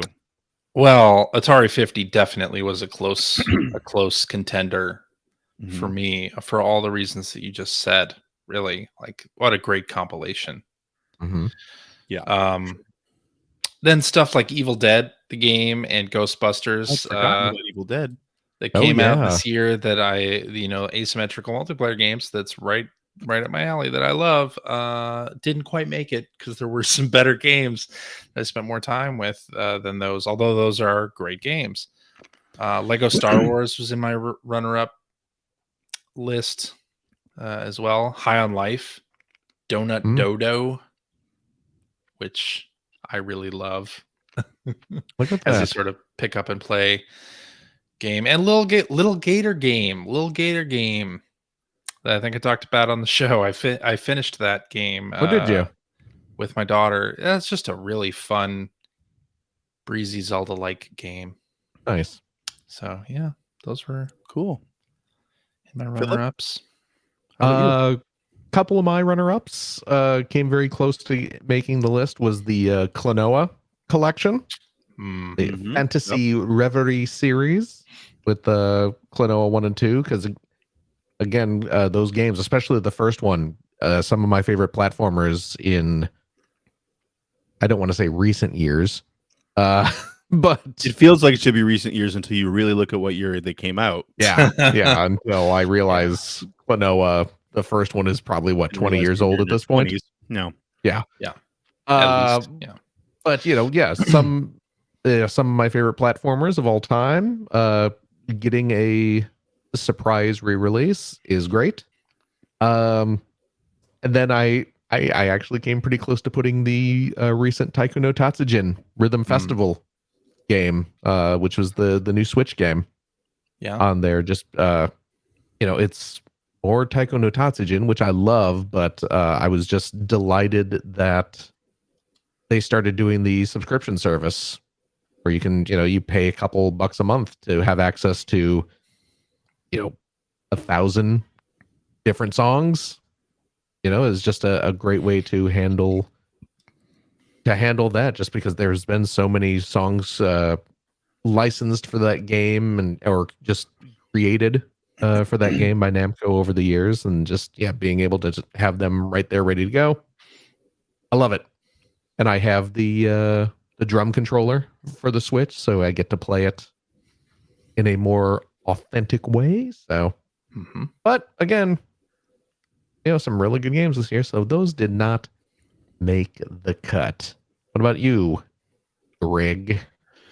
Yeah. So for me, Shredder's Revenge and Cowabunga Collection both came very close to getting in my top 5, but both didn't quite make it. Stray is another one. Stray, I really enjoyed a lot.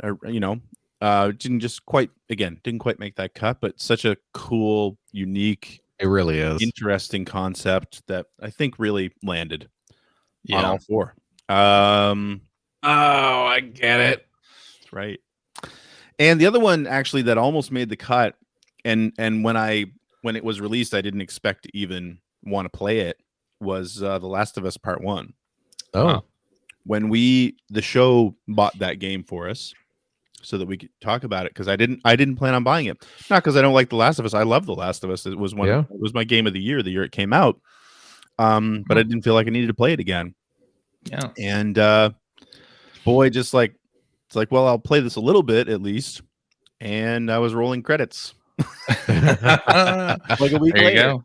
So, the game really stands up. There was a little bit of disappointment, I think, in that the combat hadn't really been changed. Although, again, I didn't feel like the combat needed to be changed that much from the first game. And it still as compelling as ever. And it had been long enough, because I didn't play the PS4 re-release, that it felt fresh. So, yeah, There you go. those are my runners up. That means it's time.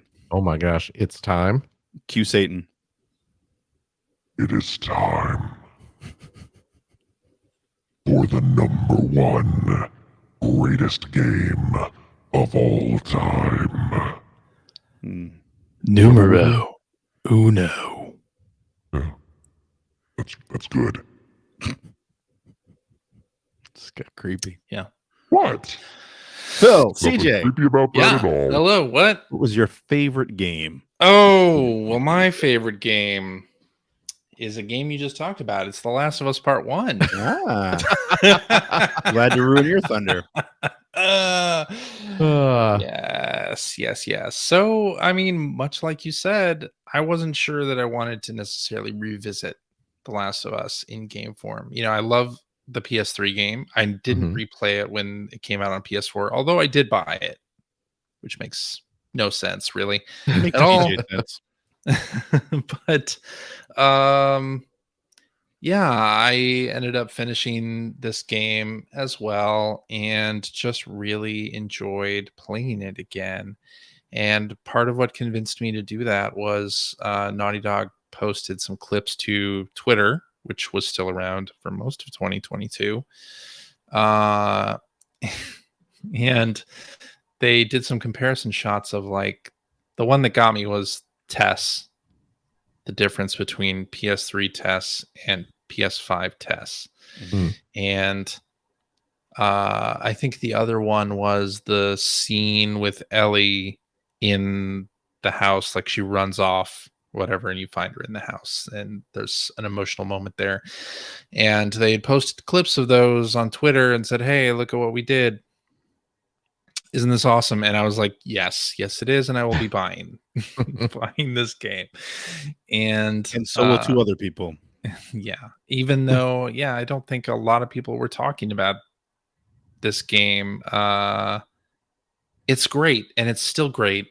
And I think this just proves how well everything about The Last of Us Part 1 has aged. And we're going into the month where the television show is set to premiere. Yep. And very excited about that. Looking forward to seeing that. And I do think it is one of the best video game stories. I know they got the showrunner in trouble, right? There was some Twitter thing.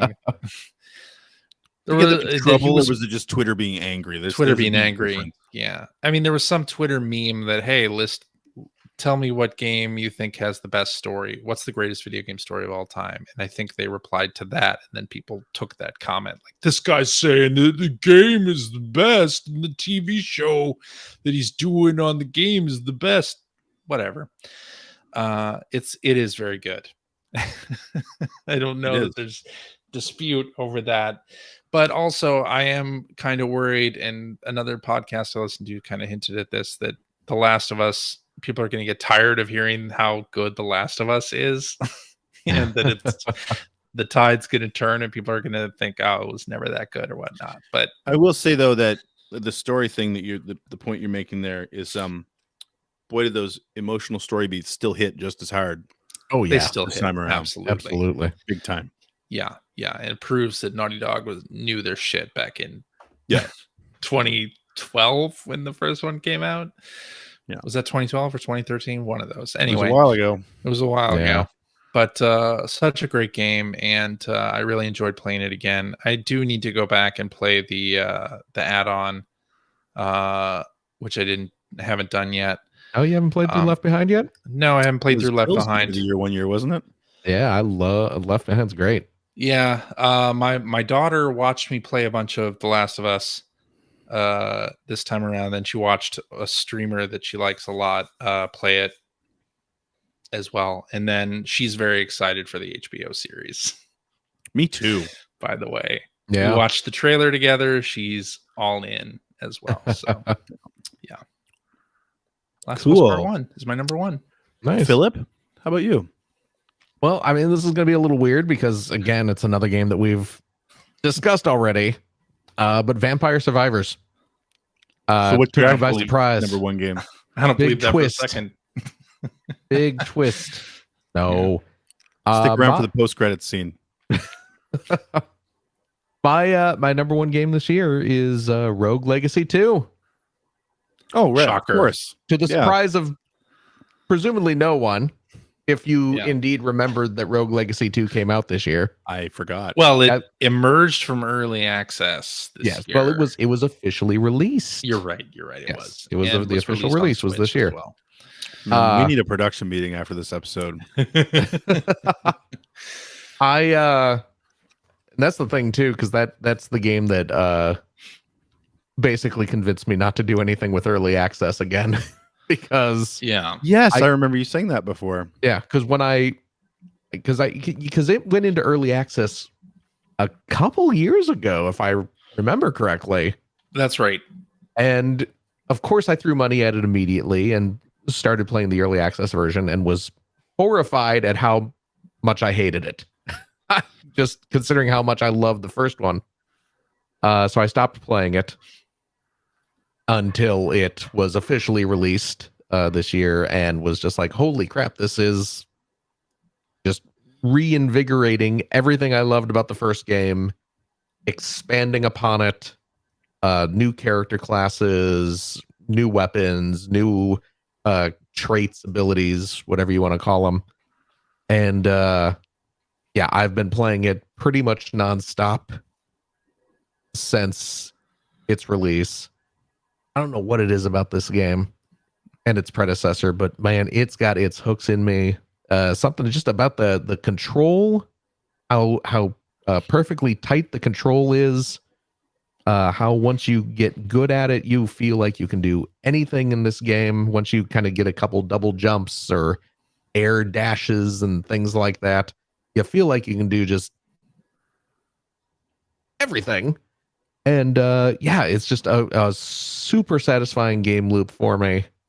Unlocking the new areas, making little bits of progress each time, finally getting enough strength or the proper trait loadout to let you get past a difficult section or defeat a boss.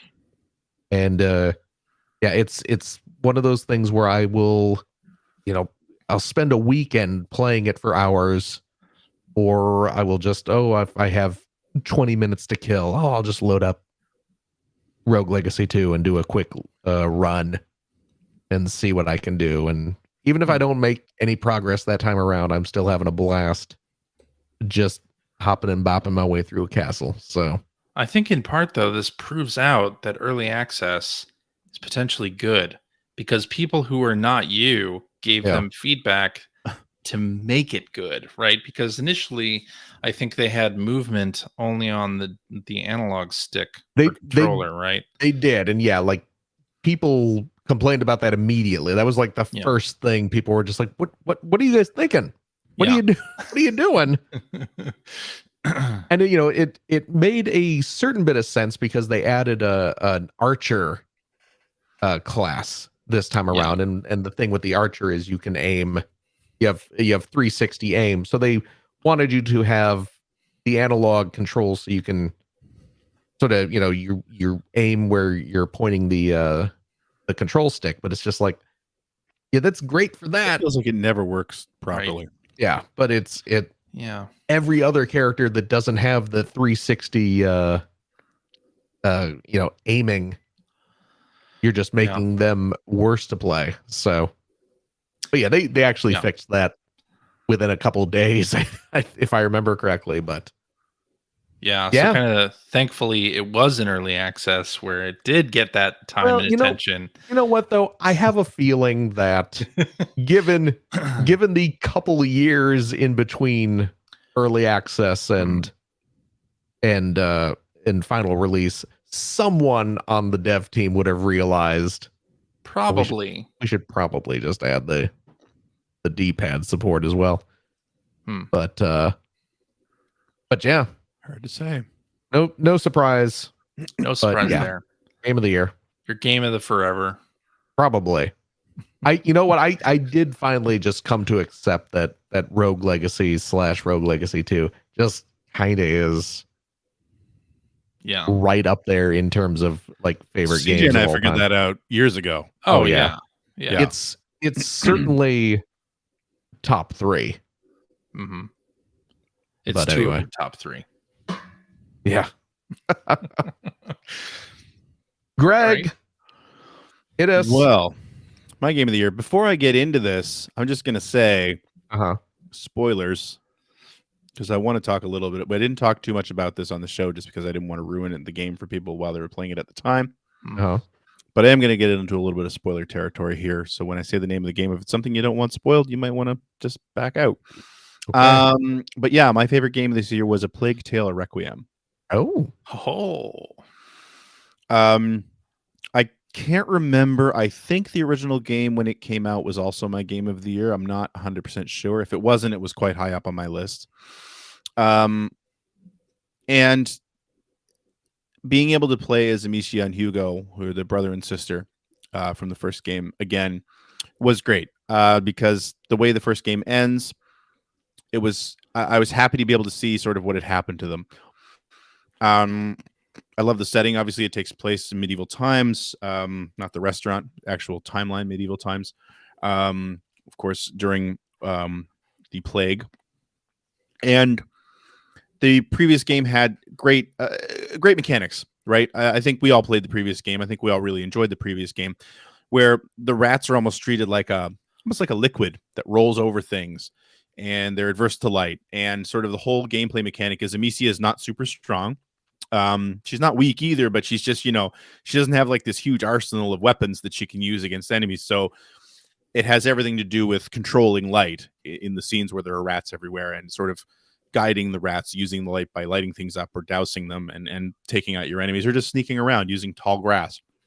And they kind of take that a little bit further in this game, where Hugo manages to actually get some powers because he is intrinsically linked with the rats in this story. So you have a little bit of control over them that way as well. And yeah, like the gameplay itself is really well refined, and the setting is great again, because while the last game was really very sort of dark and dank, as it should be based on its setting, this one is in Provence, and they take you into a lot of big cities this time around, which is really cool. They take you into a lot of sort of wide open wilderness areas, although it still does that great thing that I loved about the previous game, where you'll be in an area where it seems like everything's okay, and then you like turn a corner and you just have this landscape out in front of you where it's like, wait, this is just desolate. You know, something terrible happened here. And they do that within the first 5 minutes of the game. Like, you start the game and you're literally out there playing with Hugo. Amicia is out there playing with Hugo, pretending to be a lord. And then you turn a corner into a castle, and it's like, holy crap, like all this farmland is on fire. There are like people being attacked and murdered here, and we got to get out of here, and that sort of thing. And that's the game always has those shifts. But what they really, really knocked out of the park with this game, I think, is the story itself. Amicia and Hugo were great characters in the first game. Hugo is a very tragic character, and Amicia, although she's a sister, there's sort of a very maternal element there. Their mother is around, but she's not really a big part of the story. And Amicia is really his protector, which actually in this story really goes into a lot of detail about that, and sort of the legacy of the people who are infected with what's called the macula, which is what is wrong with Hugo, how they always have a protector. But what I'll say about this is that it's such a tragic story that they handled so perfectly. You're in Amicia is in an unwinnable situation for most of the game, and she realizes it. Although she's also, because of the sort of the maternal instinct, she's doing her best to make Hugo feel like everything's going to be okay. And she's also fighting with everything she has against what you kind of, as a player, start to realize about halfway through is just like, there's no good way this is going to end. And to the point that it's telegraphed so completely that I was almost waiting for like this Deus Ex Machina moment to happen at the end of the game. Or going back to talking about The Last of Us, something akin to the ending of The Last of Us Part 2, which I really didn't like. Where they were going to put, I was afraid they were going to put Amicia in a situation where she had to do something that was completely out of character for her. After they'd done this amazing job building up this character and you know, over 2 games, her story arc. And I just have to say, the ending to the game, I won't say exactly what happens, but it was so supremely sad but satisfying and made perfect sense for the story that they were telling. And the journey that Amicia went on throughout that story, where you will literally have moments in the game where she might get separated from Hugo, and not even in a negative way, just like, you know, as in a lot of games like with God of War, where you would send what's his name? Atreus, where you would like send him through like an area you couldn't get into so he could open a door or something like that. You know, you do that with Hugo as well in this game. But when Amicia would have like these solitary moments, she would, a few times in the game, she would break down. She would panic, or she would, and not because of anything that was happening around her, but just like it's so perfectly written that the weight of what's going on and her trying to put on a brave face and carrying it all on her own shoulders just sort of crushes her for a moment.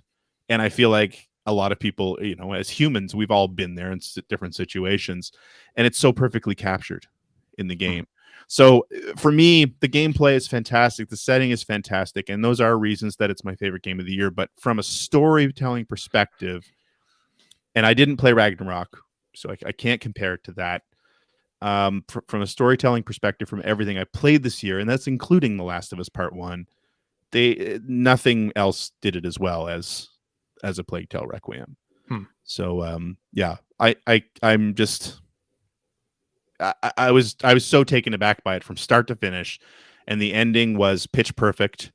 You know, you put your protagonist in this, again, unwinnable situation, and it turns out you're right, it is unwinnable. And that's okay, because it makes perfect sense for the story. So yeah, Plague Tale Requiem, that's my favorite game of the year. I feel like rats off to you. I feel like not enough people were talking about that game just in general. Came out too near Ragnarok, I think. Yeah. And I mean, you know, there was a lot of anticipation for Ragnarok, and I think probably rightfully, deservedly so. I haven't played it, but from what everyone's saying, and I know the story in Ragnarok is supposed to be amazing as well. And I might feel that that's better when I do get around to playing it, hopefully early in this year. But yeah, it was overshadowed by, which it makes kind of sense, because both of those games feel like sort of Naughty Dog games without the budget, but what they did with what they had was great. The writing elevated it. The writing elevated the game past sort of the rough edges that it definitely has. And I'm so glad I played it this year. Awesome. Fantastic. So one more thing to do with that out of the way. Yeah. CJ, Yeah. what's your most anticipated game for this year, 2023? Or games? Why not? Games. What are you looking forward Well, I was looking at so GameInformer.com. If you go there and go to GameInformer.com/2023, they have a list of all the games that have been like announced for 2023. And I was looking through that, and there's actually kind of a lot that I'm looking forward to in 2023. But obviously, on the top of that list is The Legend of Zelda: Tears of the Kingdom. Kind of figured. Which seems like maybe we'll get news soon, since there was that special edition OLED model Switch that kind of leaked last week. So that looks very convincingly real. So maybe we'll get some news pretty soon. Excited about that for sure. My daughter is also excited about that, since she completed Breath of the Wild this past year as well. But I'm also excited about the Dead Space remake. I'm also excited about Pikmin 4. And, you know, then we get into smaller games like Texas Chainsaw Massacre and Pepper Grinder. And I'm really excited about a multiplayer game called Deceive Inc. And I've talked about it a little bit on the show, where, you know, a group of 8 people try to be NPCs and steal some stuff. Which it looks awesome. And then there's a game called Wayfinder, which is Digital Extremes' new MMO game. Digital Extremes does Warframe. And Wayfinder, I loved the look of the trailer, and I like my fantasy to be bright, colorful, a lot of purple and blue, and this definitely hit all of that. So Wayfinder is like now on my list of games that I'm going to play in 2023. So, but your most anticipated is Tears of the Kingdom. Tears of the Kingdom, no question. Okay. What about you, Phil? You know what? I mean, CJ certainly mentioned a bunch that I'm looking forward to. But one that he didn't mention that it kind of ended up at the top of my list is Mina the Hollower.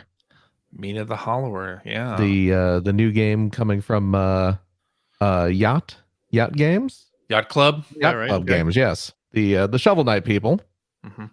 This is them doing a kind of a legend, like a Legend of Zelda, like Link's Awakening style game. And it is beautiful looking. They did a Kickstarter for it. Was it this past year? I believe so. Was it 2022? Yeah, they did. Yeah, they did the Kickstarter for it. I think it's due out next December.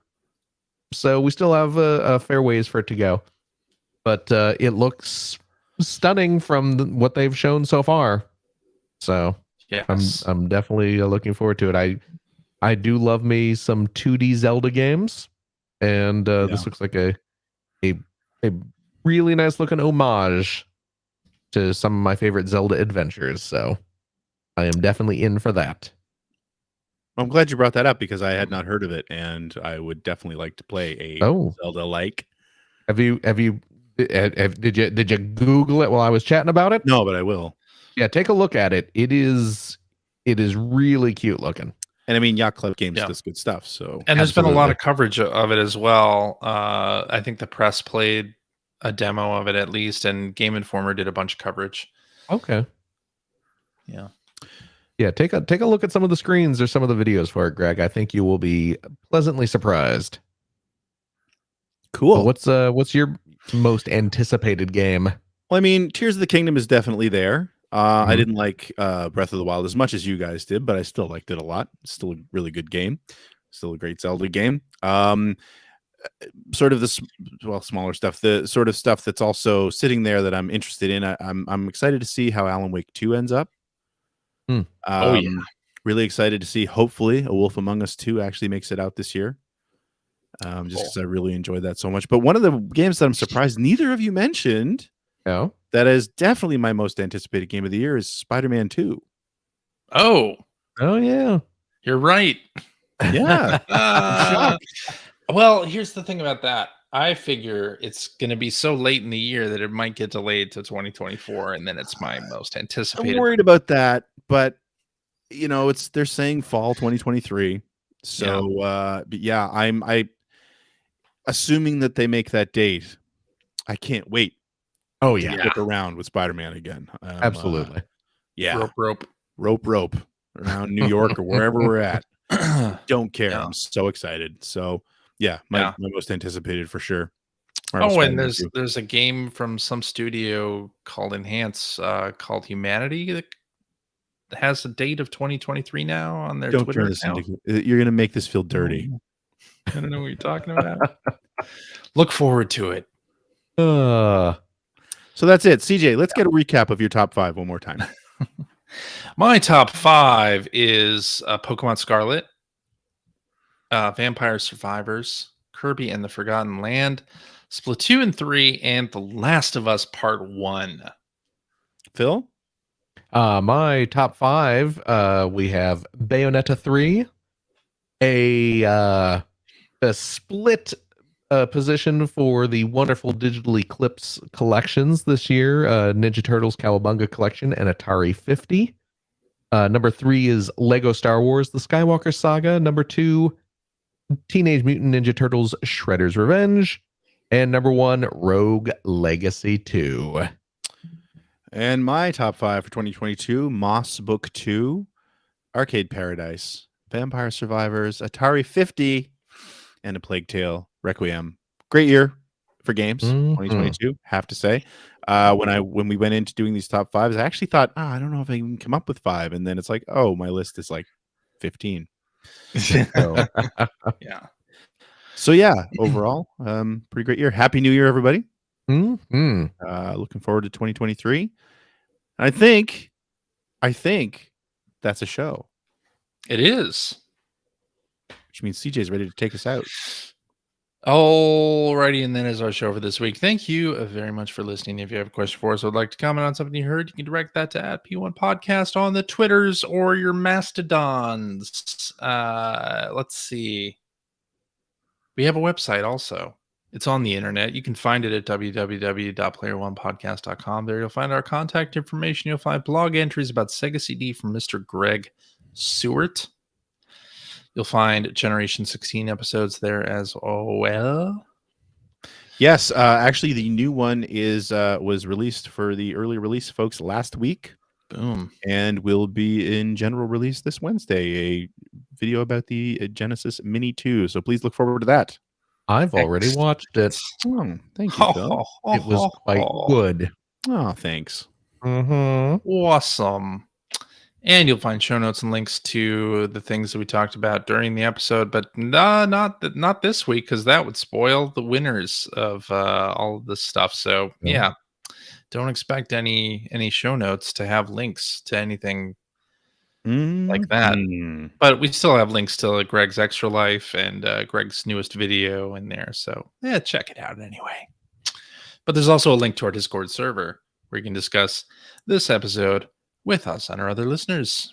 If you would like to subscribe to the Player One Podcast, you can do so by visiting player1podcast.com or by loading up your favorite podcast listening app. We're also on Stitcher Radio. We're on Spotify.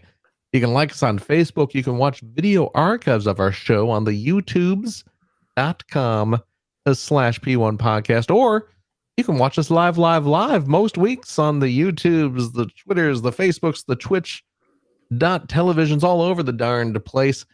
Tell you what, friendos, why don't you go follow our Twitter account, which is just at P1 Podcast, to find out when we are doing our next live show. Typically, it is on Sunday nights at 5:30 Pacific time. So join us, won't you?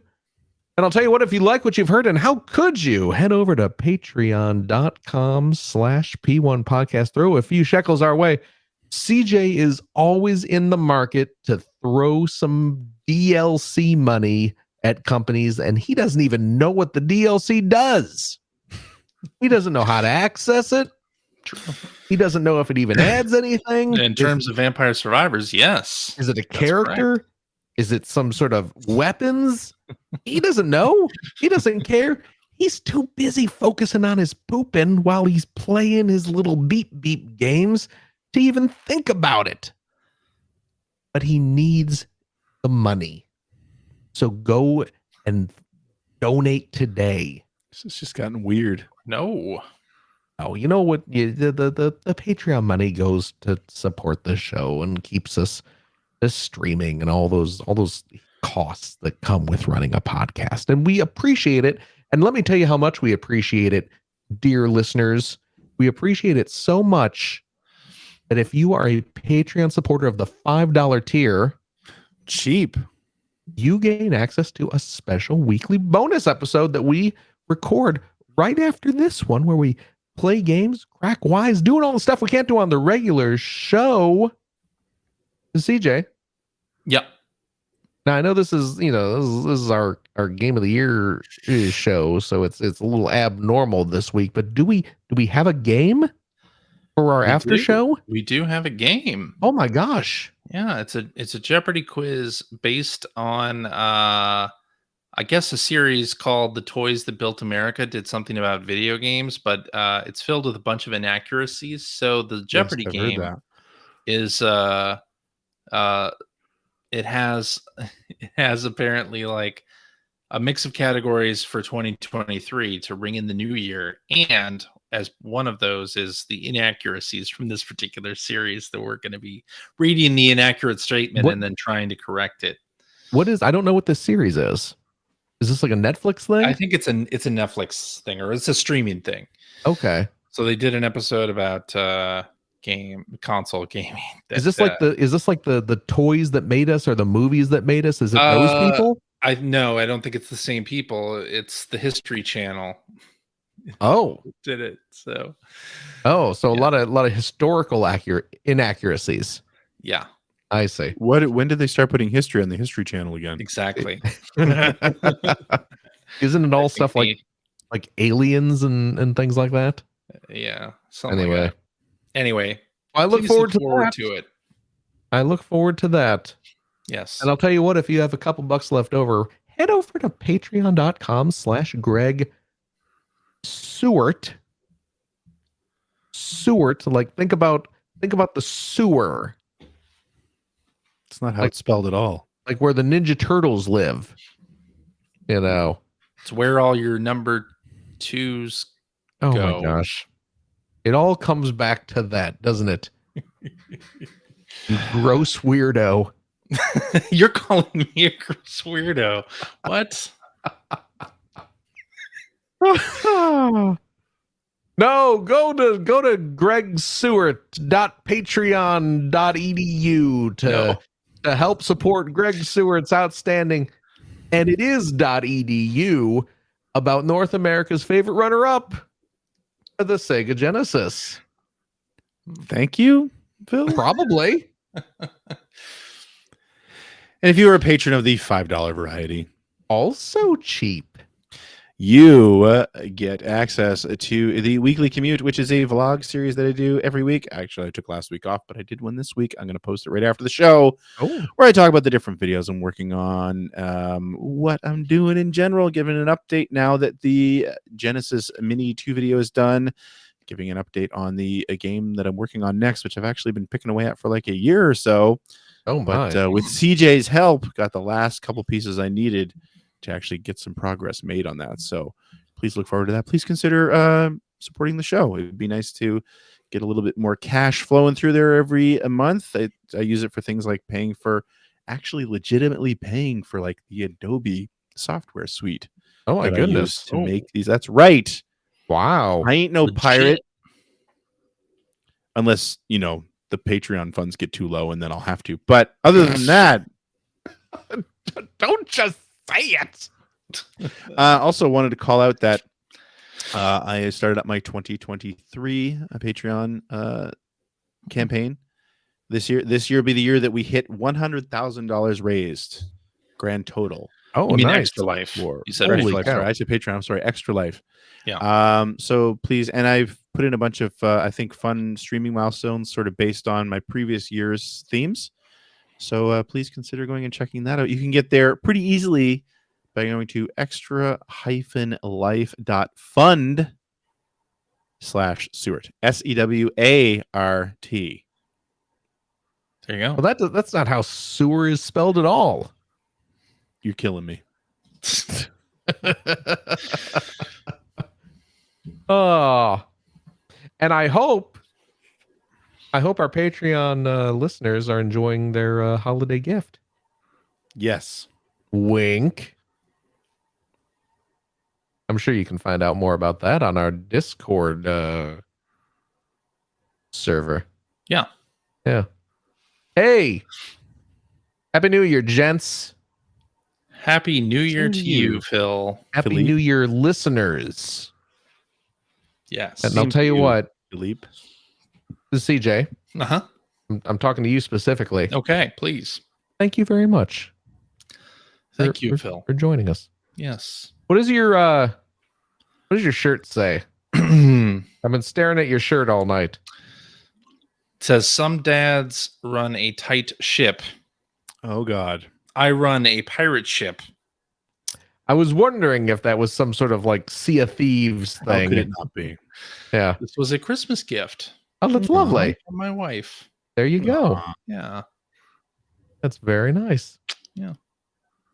A Gregory. Yo. See, that's how you roll the R's, CJ. I don't know how to do it. I can't do it. Can't do it. Gregory, thank you. Thank you, Philip. Oh gosh, you're so sweet. Thank you.